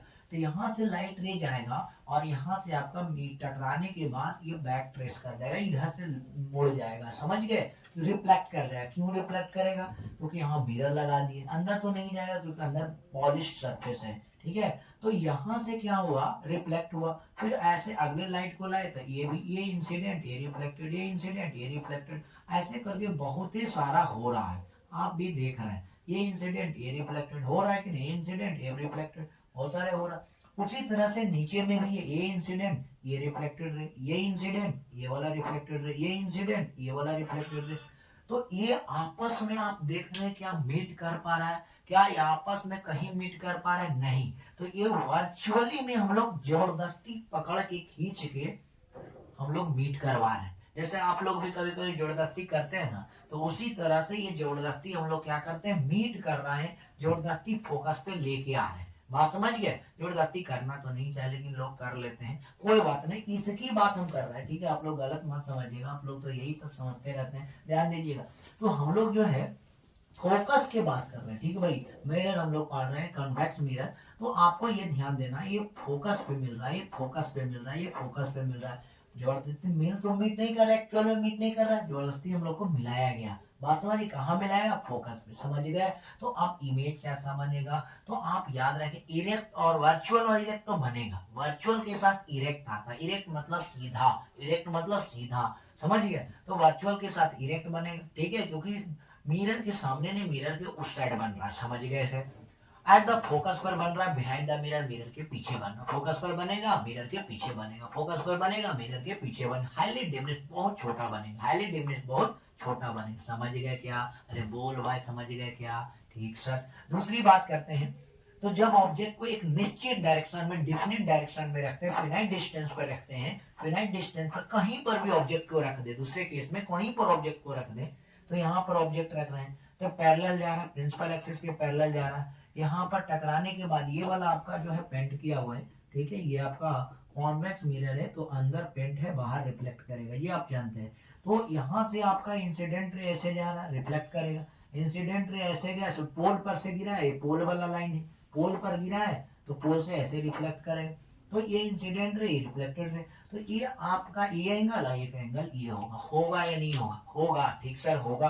तो हो क्या रहा है एक्चुअली में, ये वाला को हम लोग बैक ट्रेस करते हैं, ये वाला इंसिडेंट रे आ रहा है, तो ये वाला ऐसे रिफ्लेक्टेड, इस रिफ्लेक्टेड रे को थोड़ा सा बैक ट्रेस किए, फोकस पर मिलाए, फिर इस वाला, ये वाला देखिए पोल पर गिरा है तो ये जा रहा, फिर ये रिफ्लेक्टेड, तो रिफ्लेक्टेड रे को फिर से बैक ट्रेस किए, तो दोनों यहाँ पर जाके कट कर गया, तो इसका इमेज कहाँ बना, पोल और फोकस के बीच में, कहाँ इमेज बना, पोल और फोकस के बीच में, कहाँ इमेज बना, पोल और फोकस के बीच में, ये पोल है भैया, यहाँ पोल है, पोल और फोकस के बीच में बना, तो वही हमने लिखा इरेक्ट और वर्चुअल तो बना, क्योंकि मिरर के सामने नहीं, मिरर के पीछे है, जब मिरर के पीछे बनता है तो आपका वर्चुअल और इरेक्ट बनता है, वर्चुअल और इरेक्ट बनता है, समझ गए। बिटवीन कहाँ बना इमेज, पी और एफ के बीच में, बिटवीन पी और एफ के बीच में, यानी बिहाइंड द मिरर, पी और एफ के बीच में यानी बिहाइंड द मिरर बना, पी और एफ के बीच में यानी बिहाइंड द मिरर बना, समझ गए क्या, ठीक सर। फिर अगला देखें, स्मॉलर द ऑब्जेक्ट, डिमिनिश्ड बना, कैसा बना, डिमिनिश्ड बना, समझ गए क्या, ऑब्जेक्ट से छोटा ही बनेगा, वास्तव में जितना का ऑब्जेक्ट है उससे छोटा बनेगा। तो ये आपका इमेज के बारे में बातें रहा, तो ये चीज आपको थोड़ा सा ध्यान रखना है, बात समझ गए। तो ये चार को हम लोग जो है, चार तो सबका रूल समझ गए, क्या क्या रूल्स हैं, चारों के बारे में हम लोग समझ गए, सब रूल्स हम लोग समझ गए, बात समझ गए क्या, अरे बोल भाई समझ गए क्या, समझ गए। तो याद रखना बाबू कि कॉन्वेक्स मिरर में ऑलवेज ए वर्चुअल और इरेक्ट इमेज ही बनेगा, क्योंकि मिरर के पीछे बनता, मिरर के पीछे बनता, मिरर के पीछे बनता, तो जब मिरर के पीछे बनेगा तो हमेशा वर्चुअल और इरेक्ट बनेगा। ये तो पहला प्रॉपर्टी, वर्चुअल और इरेक्ट पहला में, सब में पहला में याद रखिएगा कि पूरा डिमिनिश्ड बनेगा, बहुत छोटा बनेगा, क्योंकि फोकस पे मीट कर रहा है, बहुत छोटा। दूसरा में थोड़ा सा इससे बड़ा बनेगा, तो स्मॉलर कह सकते हैं, क्योंकि फोकस और पोल के बीच में बनेगा, फोकस और पोल के बीच में बन रहा है, बात समझ गए। तो ये इमेज का फॉर्मेशन हो गया। अब थोड़ा सा यूजेज देख लेते हैं, इसका यूजेज क्या क्या है, कभी यूज पूछ लेता है। तो प्लेन मिरर के हम लोग यूज करते हैं, लुकिंग, बड़ा बड़ा हम लोग चेहरा को देखने के लिए यूज करते हैं, बड़े बड़े मेकअप वेकअप लगाने के लिए यूज किया जाता है, वही वही वही, तो ये आप जानते हैं लुकिंग के लिए यूज किया जाता है, ठीक है, लुकिंग ग्लास प्लेन मिरर का यूज करते हैं। और फिर पेरिस्कोप, टेलीस्कोप और अदर अदर इंस्ट्रूमेंट में हम लोग यूज करते हैं, बात समझ गए।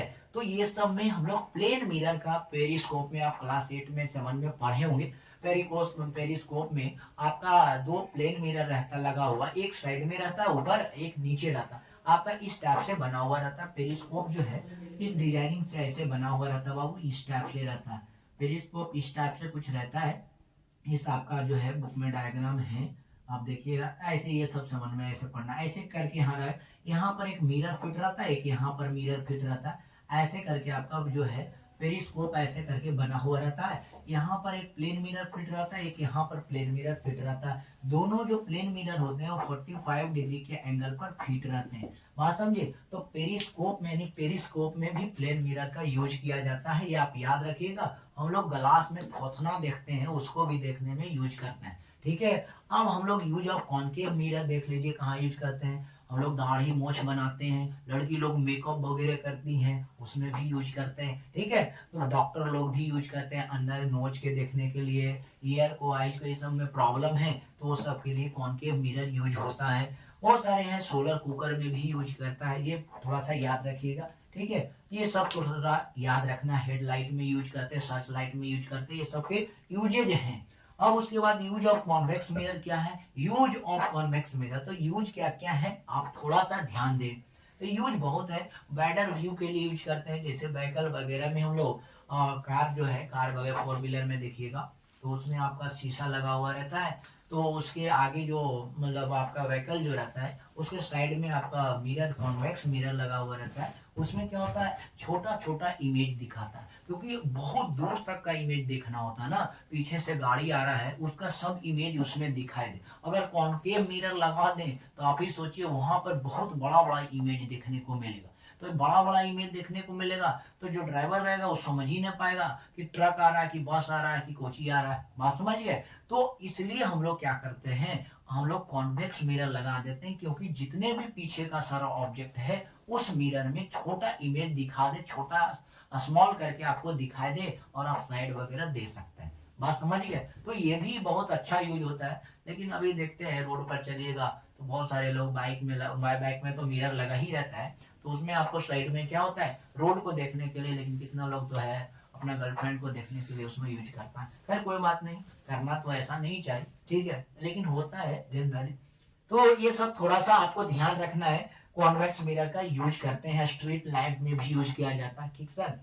ये सब जो लैंप वगैरह होता है ये यार। अब सबसे मोस्ट इम्पोर्टेंट आ रहा है और हम लोग के बात करेंगे, सबसे मोस्ट इम्पोर्टेंट टॉपिक है, सबसे मोस्ट इम्पोर्टेंट टॉपिक है भैया, साइन कॉन्वेंशन। साइन कॉन्वेंशन जिस बच्चा को याद हो गया और जिस बच्चा को समझ में आ गया साइन कॉन्वेंशन, समझ जाए वो नोमरिकल के हिला देगा, समझ गए। यानी नोमरिकल का बिग बॉस कौन है, साइन कॉन्वेंशन है, बात समझ गए क्या, अरे बोल भाई समझ गए क्या, तो लोग का ना समझ में आता नहीं, खैर कोई बात नहीं, समझ गए होंगे।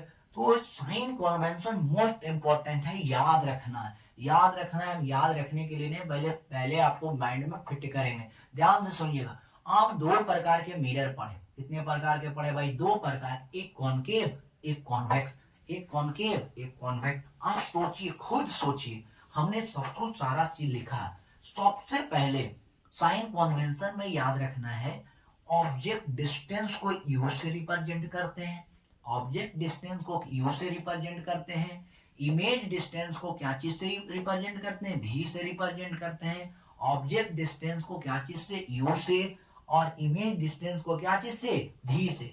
इमेज डिस्टेंस को क्या चीज से यूज करते हैं, भी से, समझ गए। ये दो को है, तो हमने लिखा ऑब्जेक्ट डिस्टेंस को यू से, इमेज डिस्टेंस को भी से। अब आप याद रखिएगा भाई, कॉनकेव मिरर है, कौन सा मिरर है, कॉनकेव मिरर। आप ही खुद सोचिए, ये कॉनकेव मिरर है, ठीक है, या कॉन्वेक्स मिरर है, कोई भी मिरर है, ठीक है, कॉनकेव मिरर रहे या कॉन्वेक्स मिरर है, थोड़ा सा अंतर है भाई साहब, याद रखना है। अगर मान लिया जाए ऐसे आपने पॉलिशिंग कर दिया तो आप यहाँ रिफ्लेक्शन होगा, यानी कॉनकेव बना दिए।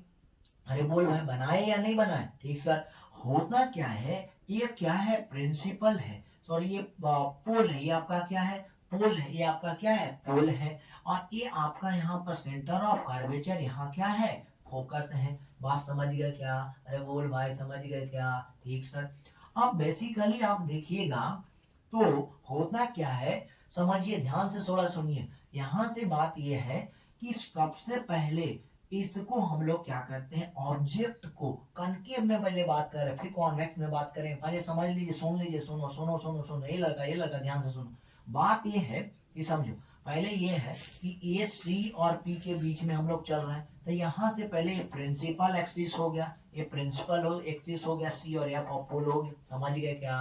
अब देखो, ऑब्जेक्ट को हमेशा याद रखना, ऑब्जेक्ट को हमेशा मिरर के सामने रखते हैं। मिरर के किधर रखते हैं, सामने रखते हैं। अपना थोथना को किधर देखिएगा, मिरर के पीछे के आगे, सामने, मिरर के सामने जो पॉलिशिंग नहीं रहेगा उधर रखिएगा ना भाई। अरे बोल भाई रखेंगे कि नहीं रखेंगे, ठीक है। तो मिरर के सामने रखते हैं, बात समझ में आ रहा है, मिरर के सामने रखते हैं, बोल भाई समझ में नहीं आ रहा, अरे भाई मिरर के सामने रखते हैं, हाँ मिरर के सामने रखते हैं, किधर रखते हैं, मिरर के सामने रखते हैं। तो मिरर के जो है सामने रख दी, सामने रख दी, मिरर के सामने रख, किधर रखे, मिरर के सामने रखे। तो मिरर के सामने अगर रखते हैं तो इधर आप देखिए मिरर के सामने आप इंफिनिटी पर रख दीजिए, या सेंटर ऑफ कर्वेचर के पीछे रख दीजिए ऑब्जेक्ट को, या सेंटर पर रख दीजिए, या सी और एफ के बीच में रख दीजिए, या एफ और पी के बीच में रख दीजिए, कहीं पर भी रख दीजिए।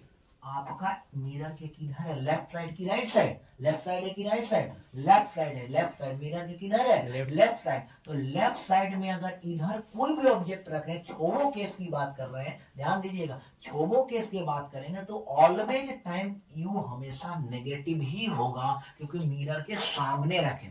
तो जब मिरर के सामने रखेंगे, इधर लेफ्ट में आता है तो लेफ्ट में नेगेटिव एक्सिस होता है, तो इधर यहाँ इंफिनिटी पर भी रखेंगे तो माइनस यू लेंगे, सी के पीछे रखेंगे तो भी माइनस यू लेंगे, सी और एफ के बीच में रखेंगे तो भी माइनस में लेंगे, एफ और पी के बीच में रखें तो भी माइनस में लेंगे, हर एक जगह इधर क्या रहेंगे, माइनस, क्योंकि मिरर के सामने है। तो मिरर के सामने कौन सा एक्सिस आता है, नेगेटिव एक्स एक्सिस आता है, इस वजह से ऑब्जेक्ट डिस्टेंस ऑलवेज क्या होता है, माइनस होता है। वो कॉनकेव रहे या तो कॉन्वेक्स रहे, कोई फर्क नहीं पड़ता। बात समझे, कॉनकेव रहे कॉन्वेक्स रहे, मिरर के सामने रखेंगे, हम अपना चेहरा मिरर के सामने देखेंगे, ना कि उधर देखेंगे। तो मिरर के सामने हमेशा लेफ्ट साइड में आएगा, इसलिए ऑब्जेक्ट डिस्टेंस हमेशा क्या होगा, नेगेटिव होगा, कॉनकेव रहे या तो कॉन्वेक्स रहे। समझ गए क्या, बोल भाई समझ गए। अब दूसरे समझिए, इमेज के बारे में सोचते हैं। इमेज डिस्टेंस याद रखिएगा, इमेज डिस्टेंस और कॉनकेव के लिए बात कर रहे हैं। तो आप ही सोचिए ना भाई, पहला अगर इंफिनिटी पर रखेंगे तो फोकस पर ही बनेगा, दूसरा रखेंगे सी के पीछे रखें बायोन सी तो सी और एफ के बीच में बनेगा, फिर अगर सेंटर पर रखेंगे तो सेंटर भी पर वही बनेगा, अगर सी और एफ के बीच में रखेंगे तो सी और एफ के बीच में रखें तो बायोन सी बनेगा, अगर आपका फोकस पे रखेंगे तो भी आपका क्या, इंफिनिटी पर बनेगा। यानी सभी केस में केवल केस नंबर 1 2 3 4 5 पांचों केस में आपका हमेशा किधर आ रहा है, मिरर के सामने बन रहा। पांचों केस में किधर बन रहा है, मिरर के सामने इमेज बन रहा है, मिरर के सामने बन रहा है। तो मिरर के सामने पांचों केस में बन रहा है, इसलिए पांचों केस में आपका देखिएगा, तो मिरर के सामने जो पांचों केस में आपका भी जो होगा नेगेटिव ले लेंगे। बात समझ गए, बोल भाई समझ गए क्या, भी हमेशा क्या हो जाएगा, नेगेटिव हो जाएगा, भी क्या हो जाएगा, नेगेटिव हो जाएगा। क्यों हो गया, क्योंकि पांचों केस में देख रहे हैं मिरर के सामने बन रहा, मिरर के सामने बना है, लेफ्ट साइड आ रहा है, तो लेफ्ट साइड आएगा तो हमेशा क्या होगा, नेगेटिव माना है। समझ गए क्या, ठीक सर। लेकिन छठा केस आप खुद देखिए, कॉन्वेक्स कॉनकेव मिरर में छठा केस में जो हम लोग शेविंग वगैरह मेकअप वगैरह करते हैं तो मिरर के पीछे इमेज बनता है। लास्ट के छठा केस देखिए, तो छठा केस में शेविंग या मेकअप वगैरह यूज करते हैं तो वो सब के लिए मिरर के आगे बनता, बिहाइंड बनता, मिरर के पीछे बनता। तो जब मिरर के पीछे बनेगा तो उस केस में आपका राइट साइड चला गया, मिरर के पीछे बन रहा है, मिरर के पीछे छठा केस में तो इसके बीच में ना बनता है भाई, यानी पीछे बनता है, ऐसे करके हम लोग ज्वाइन करते हैं, पीछे बनता है। तो पीछे कौन सा एक्सिस है, पॉजिटिव एक्स एक्सिस, पीछे कौन सा एक्सिस है, पॉजिटिव एक्स एक्सिस, इसलिए यहाँ पर भी क्या लेंगे, पॉजिटिव में लेंगे। तो सब केस में नेगेटिव भी लेंगे कॉनकेव के लिए, लेकिन लास्ट केस में क्या लेंगे, पॉजिटिव लेंगे, लास्ट केस में क्या लेंगे, पॉजिटिव लेंगे। तो ये भी आप समझ गए, अरे बोल भाई समझ गए क्या, अरे बोल भाई समझ में आया क्या, ठीक सर। अब लास्ट केस में है इमेज डिस्टेंस, इमेज डिस्टेंस किसके लिए, कॉन्वेक्स के लिए, इमेज डिस्टेंस कॉन्वेक्स के लिए। अब देखते हैं तो कॉन्वेक्स के लिए अभी हम लोग देखें, कॉन्वेक्स में इमेज किधर बन रहा है, बोल भाई इमेज किधर बन रहा है, मिरर के राइट साइड, मिरर के किधर बन रहा है, राइट साइड। अरे भाई इसको आप देख लो, पोल ऐसे मान ले, ऐसे करके मान ले पोल है, इधर आपका बीच में पोल है, इधर आपका क्या, इधर आपका इधर हो गया। तो इधर आप देखेंगे तो राइट साइड, इधर देखेंगे तो लेफ्ट साइड। तो इधर आपका जो राइट साइड है, तो राइट साइड इधर इमेज बन रहा है, वर्चुअली बन रहा है, वर्चुअल में बन रहा है, लेकिन राइट साइड बन रहा है, वर्चुअल में तो बन रहा है लेकिन किधर, राइट साइड बन रहा है। तो राइट साइड आपका सब क्या होगा, पॉजिटिव होगा। तो इमेज डिस्टेंस किसके लिए, कॉन्वेक्स मिरर हमेशा क्या होगा, पॉजिटिव होगा, क्योंकि राइट साइड बन रहा है। खुद सोचिए, दोनों केस में बात कर रहे हैं। तीसरा बात रहा मोस्ट इंपोर्टेंट, फोकल लेंथ पर बात करते हैं। तो फोकल लेंथ में जो है, फोकल लेंथ में जो है, हाँ ठीक है, फोकल लेंथ में है, फोकल लेंथ की बात करते हैं। अब देखिए इसमें फोकल लेंथ क्या होता है, नेगेटिव होता है। कॉनकेव के लिए फोकल लेंथ क्या होता है, नेगेटिव होता है। क्यों? क्योंकि फोकल लेंथ मिरर के सामने आ रहा है, मिरर के सामने आ रहा है, मिरर के सामने आ रहा है। तो मिरर के जब सामने आता है तो हम लोग इधर कौन सा एक्सिस होता है, नेगेटिव एक्स एक्सिस होता है। कौन सा एक्सिस होता है, नेगेटिव एक्स एक्सिस। तो फोकस जो है, फोकल लेंथ हमेशा क्या होगा, नेगेटिव होगा। किसके लिए, कॉनकेव के लिए। किसके लिए, कॉनकेव के लिए। लेकिन फोकल लेंथ कॉन्वेक्स के लिए आप सोचिए, फोकल लेंथ कॉन्वेक्स, तो कॉन्वेक्स में फोकल लेंथ किधर होता है, राइट साइड। फोकल लेंथ किधर होता है, राइट साइड। इसलिए हमेशा इसमें क्या होगा, पॉजिटिव होगा। समझ गए क्या, अरे बोल भाई समझ गए। तो ये आपका रहा। बस एक चीज और इसमें हो जाता है क्या, कि अगर ऑब्जेक्ट को, अगर ऑब्जेक्ट हाइट की बात करते हैं, ऑब्जेक्ट हाइट भी एक आता है, ये ध्यान रखेंगे। ऑब्जेक्ट हाइट, बस इतना यहाँ लिख देते हैं। ऑब्जेक्ट हाइट क्या होता है, ऑब्जेक्ट हाइट, ऑब्जेक्ट हाइट और एक इमेज हाइट होता है।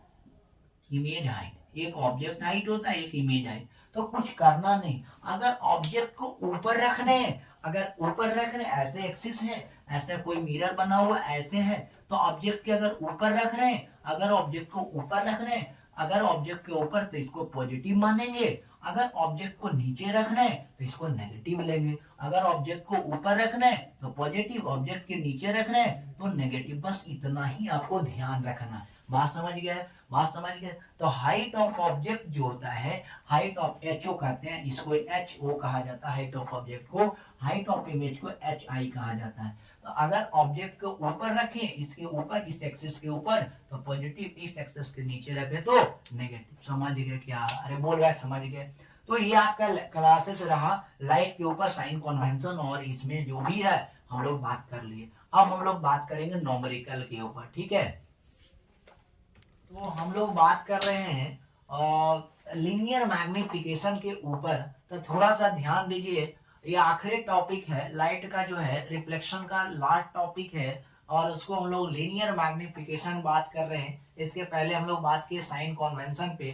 तो हम लोग बात करते हैं लीनियर मैग्निफिकेशन में, लास्ट टॉपिक है भैया। तो थोड़ा ध्यान से समझ लीजिए, कुछ है नहीं।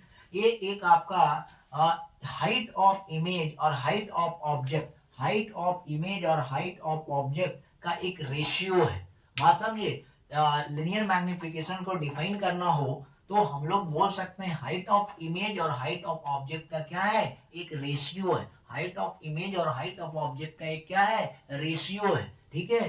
तो हम लोग लिनियर मैग्निफिकेशन को एम से सूचित करते हैं, एम से डिनोट करते हैं, वहां रिप्रेजेंट करते हैं। तो लिनियर मैग्निफिकेशन का फॉर्मूला हुआ, ये कह सकते हैं the ratio of height of image to the height of object. उसको हम लोग क्या कहते हैं, लिनियर मैग्निफिकेशन कहा जाता है, या मैग्निफिकेशन कहते हैं। समझ गए क्या, अरे बोल भाई समझ गए क्या। हाइट ऑफ इमेज बटे height of object, height of image बटे height of object, height of image बटे हाइट ऑफ ऑब्जेक्ट, उसी को हम लोग क्या कहते हैं, मैग्निफिकेशन कहते हैं। एक फॉर्मूला होता है, magnification equal to H dash यानी हाइट ऑफ इमेज, और एच मतलब हाइट ऑफ ऑब्जेक्ट, यानी एच आई बटा एच ओ भी बोल सकते हैं। और उसका फॉर्मूला हो गया माइनस वी बाई यू के भी बराबर, और इसी के बराबर बोल सकते हैं H I height of image, H O मतलब हाइट ऑफ ऑब्जेक्ट। ऐसे भी लिखा हुआ रहता है बहुत सारी किताब में, आप देखिएगा H O. Height of image बटे हाइट ऑफ ऑब्जेक्ट को भी मैग्निफिकेशन कहते हैं। अब इसमें थोड़ा सा ध्यान रखना होता है कि मान लिया जाए आपने मैग्निफिकेशन निकाला, मान लेते हैं आपने मैग्निफिकेशन निकाला बाबू, और निकालने के बाद आपका क्या क्या हो सकता है तो समझिए। पहले अगर मैग्निफिकेशन एक से बड़ा है, जैसे मान लिया हमने मैग्निफिकेशन आया, समझिए हाँ समझाते हैं। मान लिया मैग्निफिकेशन किसी का आया +2 आया, ठीक है।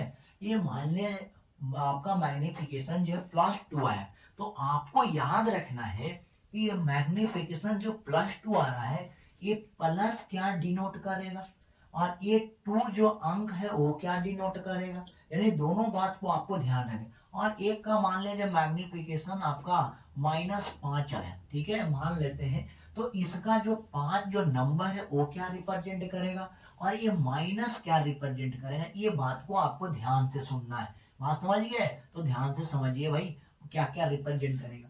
तो मैग्निफिकेशन अगर मान लिया, ध्यान से समझिए, ध्यान से सुनिए सुनिए सुनिए सुनिए, ध्यान दीजिए। मैग्निफिकेशन में अगर मान लीजिए प्लस है तो ये प्लस रिप्रेजेंट करेगा भैया, प्लस ये जो प्लस जो है रिप्रेजेंट करेगा, ये डिनोट करेगा, ये डिनोटेड करेगा, क्या डिनोटेड करेगा, वर्चुअल और इरेक्ट, वर्चुअल और इरेक्ट, वर्चुअल और इरेक्ट दिखाएगा, वर्चुअल और इरेक्ट दिखाएगा। बात समझिए, वर्चुअल और इरेक्ट बताएगा। ये पॉजिटिव साइन क्या दिखाएगा, वर्चुअल और इरेक्ट, वर्चुअल और इरेक्ट, वर्चुअल और इरेक्ट क्या दिखाएगा, पॉजिटिव साइन। ये पॉजिटिव साइन क्या दिखाएगा, वर्चुअल और इरेक्ट दिखाएगा। वर्चुअल के साथ इरेक्ट भी आता आप जानते हैं। लेकिन इसमें नेगेटिव साइन क्या रिप्रेजेंट करेगा, रियल और इन्वर्टेड क्या रिप्रेजेंट करेगा, रियल और इन्वर्टेड क्या रिप्रेजेंट करेगा, रियल और inverted, real and inverted, real और इन्वर्टेड रिप्रेजेंट करेगा। समझ गए क्या, अरे बोल भाई समझ गए क्या, समझा या नहीं समझा, ठीक सर। अब ये रियल इन्वर्टेड, लेकिन अब ये 2 और 5 क्या रिप्रेजेंट करेगा, तो सुन, नोमेरिकल वैल्यू क्या रिप्रेजेंट करेगा वो समझ लो।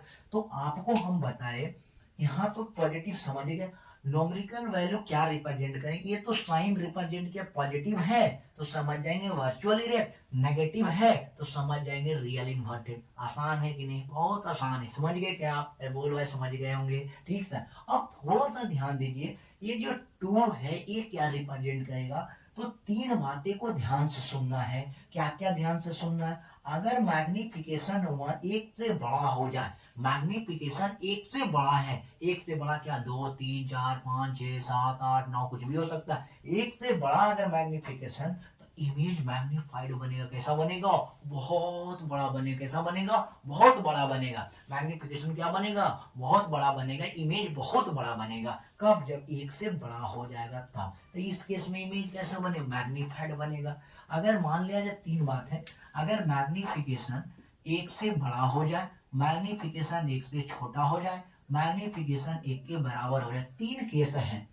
1 से बड़ा होगा तो मैग्नीफाइड, 1 से बड़ा होगा तो मैग्नीफाइड यानी बहुत बड़ा इमेज बनेगा। 1 से छोटा होगा तो, 1 से छोटा होगा तो, 1 से छोटा होगा तो डिमिनिश्ड बनेगा। कैसा बनेगा, डिमिनिश्ड बनेगा, कैसा बनेगा, डिमिनिश्ड बनेगा, छोटा बनेगा, ठीक है, डिमिनिश्ड बहुत छोटा। और यम अगर मैग्निफिकेशन 1 के बराबर हो जाए, मैग्निफिकेशन 1 के बराबर अगर हो जाता है तो सेम साइज का बनेगा, कैसा बनेगा, सेम साइज। तो इस केस में आपका सेम साइज बनेगा भैया, सेम साइज बनेगा। इस केस में आपका मैग्नीफाइड या इनलार्ज भी बोल सकते हैं, मैग्नीफाइड, मैग्नीफाइड या इनलार्ज कह सकते हैं, इनलार्ज या हाईली इनलार्ज कह दीजिए, इनलार्ज, मैग्नीफाइड या इनलार्ज बोल सकते हैं। और लेस देन में कैसा बनेगा, डिमिनिश्ड बनेगा, कैसा बनेगा, डिमिनिश्ड बनेगा यानी छोटा बनेगा। समझ गए क्या, अरे बोल भाई समझ गए। तो मैग्निफिकेशन में बाबू यही ध्यान रखना है, वास्तव में मेन साइन को याद रखना है कि अगर मैग्निफिकेशन प्लस है, प्लस ये +2 आ रहा है तो समझ जाएंगे प्लस वर्चुअल और इरेक्ट को दिखा रहा है, प्लस क्या दिखा रहा है, वर्चुअल और इरेक्ट को दिखा रहा है। और मैग्निफिकेशन अगर माइनस में आए तो रियल और इन्वर्टेड को दिखा रहा है, मैग्निफिकेशन रियल और इन्वर्टेड को माइनस में आया तो रियल इन्वर्टेड। और ये जो 5 है, 4 है, 3 है, 2 जो नंबर है वो इस पर डिपेंड करेगा। अगर 1 से बड़ा है तो बहुत लार्ज, 1 से छोटा आया तो डिमिनिश्ड, 1 के बराबर है तो आपका कैसा होगा, सेम साइज। बात समझ गए, कैसा होगा, सेम साइज। समझ गए क्या, अरे बोल भाई समझ गए, ठीक सर। अब लास्ट केस में हम लोग बात कर रहे हैं जो कि आपका है मिरर फॉर्मूला। बात समझ गए, लास्ट केस क्या है, मिरर फॉर्मूला। तो आज हम लोग को छुट्टी अब होगा, मिरर फॉर्मूला के बारे में बात करते हैं। तो मिरर फॉर्मूला कुछ है नहीं, 1 by object distance plus 1 by image distance equal to 1 by focal length.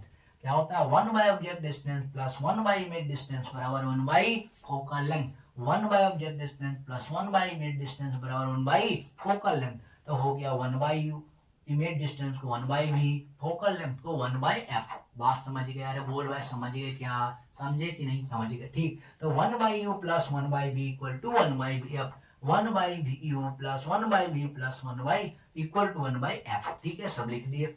अगर आप जानते हैं एफ और आर में क्या रिलेशन होता है, एक रिलेशन होता है फोकल लेंथ और रेडियस ऑफ कर्वेचर में रिलेशन होता है। फोकल लेंथ और रेडियस ऑफ कर्वेचर में एक रिलेशन होता है, F equal to R by 2 होता है। एफ इक्वल टू क्या होता है, आर बाई 2। क्यों, आप जानते हैं जैसे आप यहाँ से यहाँ तक देखे थे, एक प्रिंसिपल एक्सिस हो रहा था, यहाँ सेंटर ऑफ कर्वेचर था, यहाँ आपका फोकस था, यहाँ आपका पोल था। तो तो यहाँ से यहाँ तक को क्या कहते थे, रेडियस कहते थे। बोल कहते थे कि नहीं कहते थे, कहते थे सर। तो यहाँ से यहाँ तक फोकस से पोल तक को क्या कहते थे, फोकल लेंथ कहते थे। फोकस से पोल तक को क्या कहते थे, फोकल लेंथ। तो रेडियस अगर 10 सेंटीमीटर भैया, ये 10 है, तो यहाँ से यहाँ तक क्या होगा, आधा होगा कि नहीं होगा, ये 5 सेंटीमीटर होगा। तो क्या बोल सकते हैं, एफ जो है फोकल लेंथ है, तो रेडियस का आधा है, ये भी बोल सकते हैं। ये फोकस जो है रेडियस का क्या है, आधा है, क्योंकि यहाँ से यहाँ तक जो है रेडियस ऑफ कर्वेचर कहलाता है। तो अगर ये 10 सेंटीमीटर है तो फोकस ऑफ पोल से कितना होगा, 5 सेंटीमीटर हो जाएगा। 5 सेंटीमीटर, यानी फोकस इक्वल टू बोल सकते हैं r/2, रेडियस का आधा होता है। समझ गए क्या। तो ये मिरर फॉर्मूला में इसके बराबर भी बोल सकते हैं। समझ गए। तो ये मिरर फॉर्मूला खत्म हो गया और हम लोग अब न्यूमेरिकल की ओर से स्टार्ट करते हैं। ठीक है, तो आप देखिए पहला कह रहा है focal length of a convex mirror. पहला न्यूमेरिकल पर आ रहे हैं, अब न्यूमेरिकल मेन सवाल आ गया भैया, focal length of a convex mirror.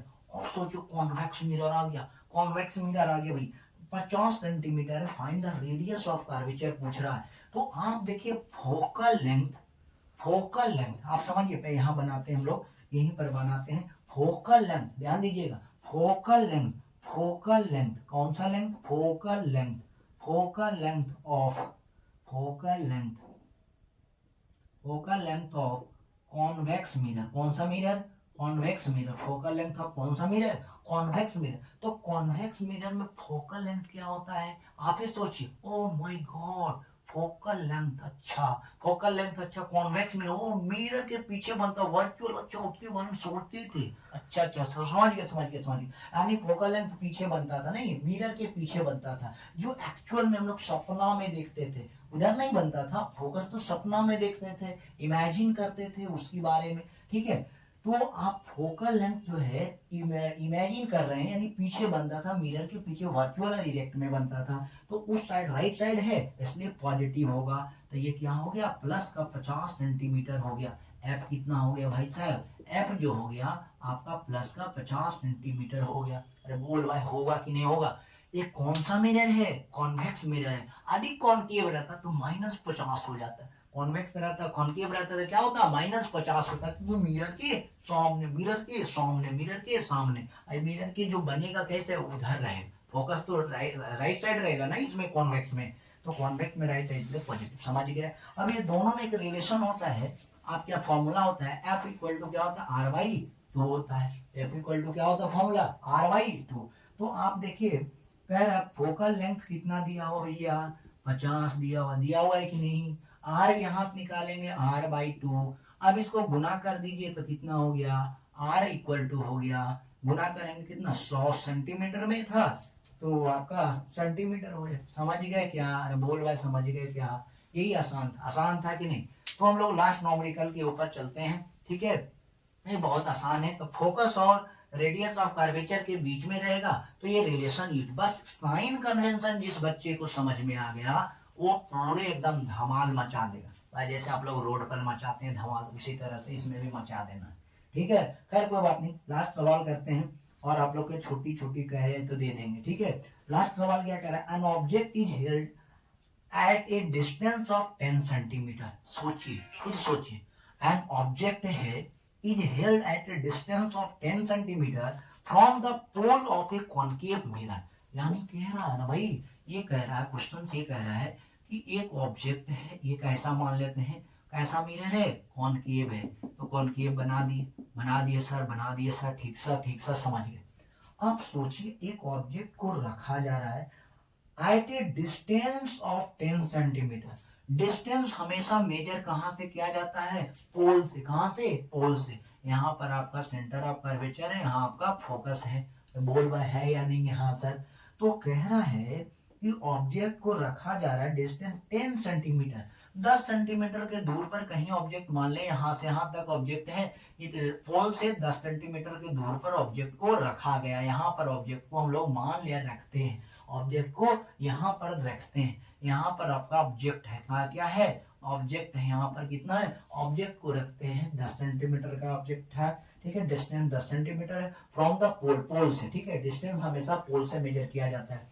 और एक कॉनकेव मिरर, आप सोचिए कॉनकेव मिरर है, तो कॉन्केव मिरर में बताइए यू पॉजिटिव के नेगेटिव, कॉन्केव मिरर है तो डिस्टेंस आपका इधर मिरर के सामने है, तो पॉजिटिव की नेगेटिव, नेगेटिव क्योंकि लेफ्ट साइड में है तो ये आपका नेगेटिव हो गया। बात समझिए, तो यू नेगेटिव हो गया, दैट मीन्स कितना कितना था, माइनस का 10 सेंटीमीटर हो जाएगा, होगा या नहीं होगा, हो गया सर, आप समझ आए।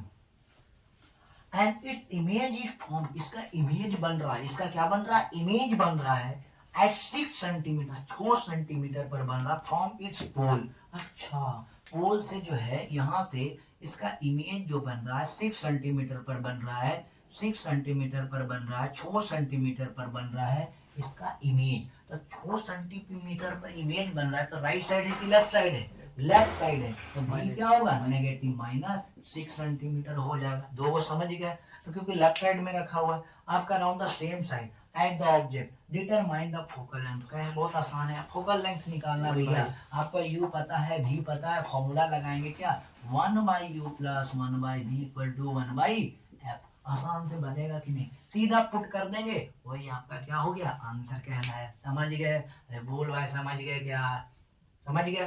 तो ये तो बहुत आसान क्वेश्चन था, ऐसे करके हम लोग एक क्लास और हम लोग लेंगे। आगे क्लास में केवल नॉमरिकल का क्लास चलेगा, आधा घंटा का या 40 मिनट का क्लास होगा, केवल नॉमरिकल पर बात करेंगे इसका, ठीक है। तो आज के लिए इतना ही, मिलते हैं, एक बार लाइट पढ़िए और मचा के बोर्ड में 99 गवाड़िए, ठीक है। तो आज के लिए तो नाचते रहे, गाते रहे और दिल दिल दिल दिल दिल वाला गाना गाते रहिए, ठीक है।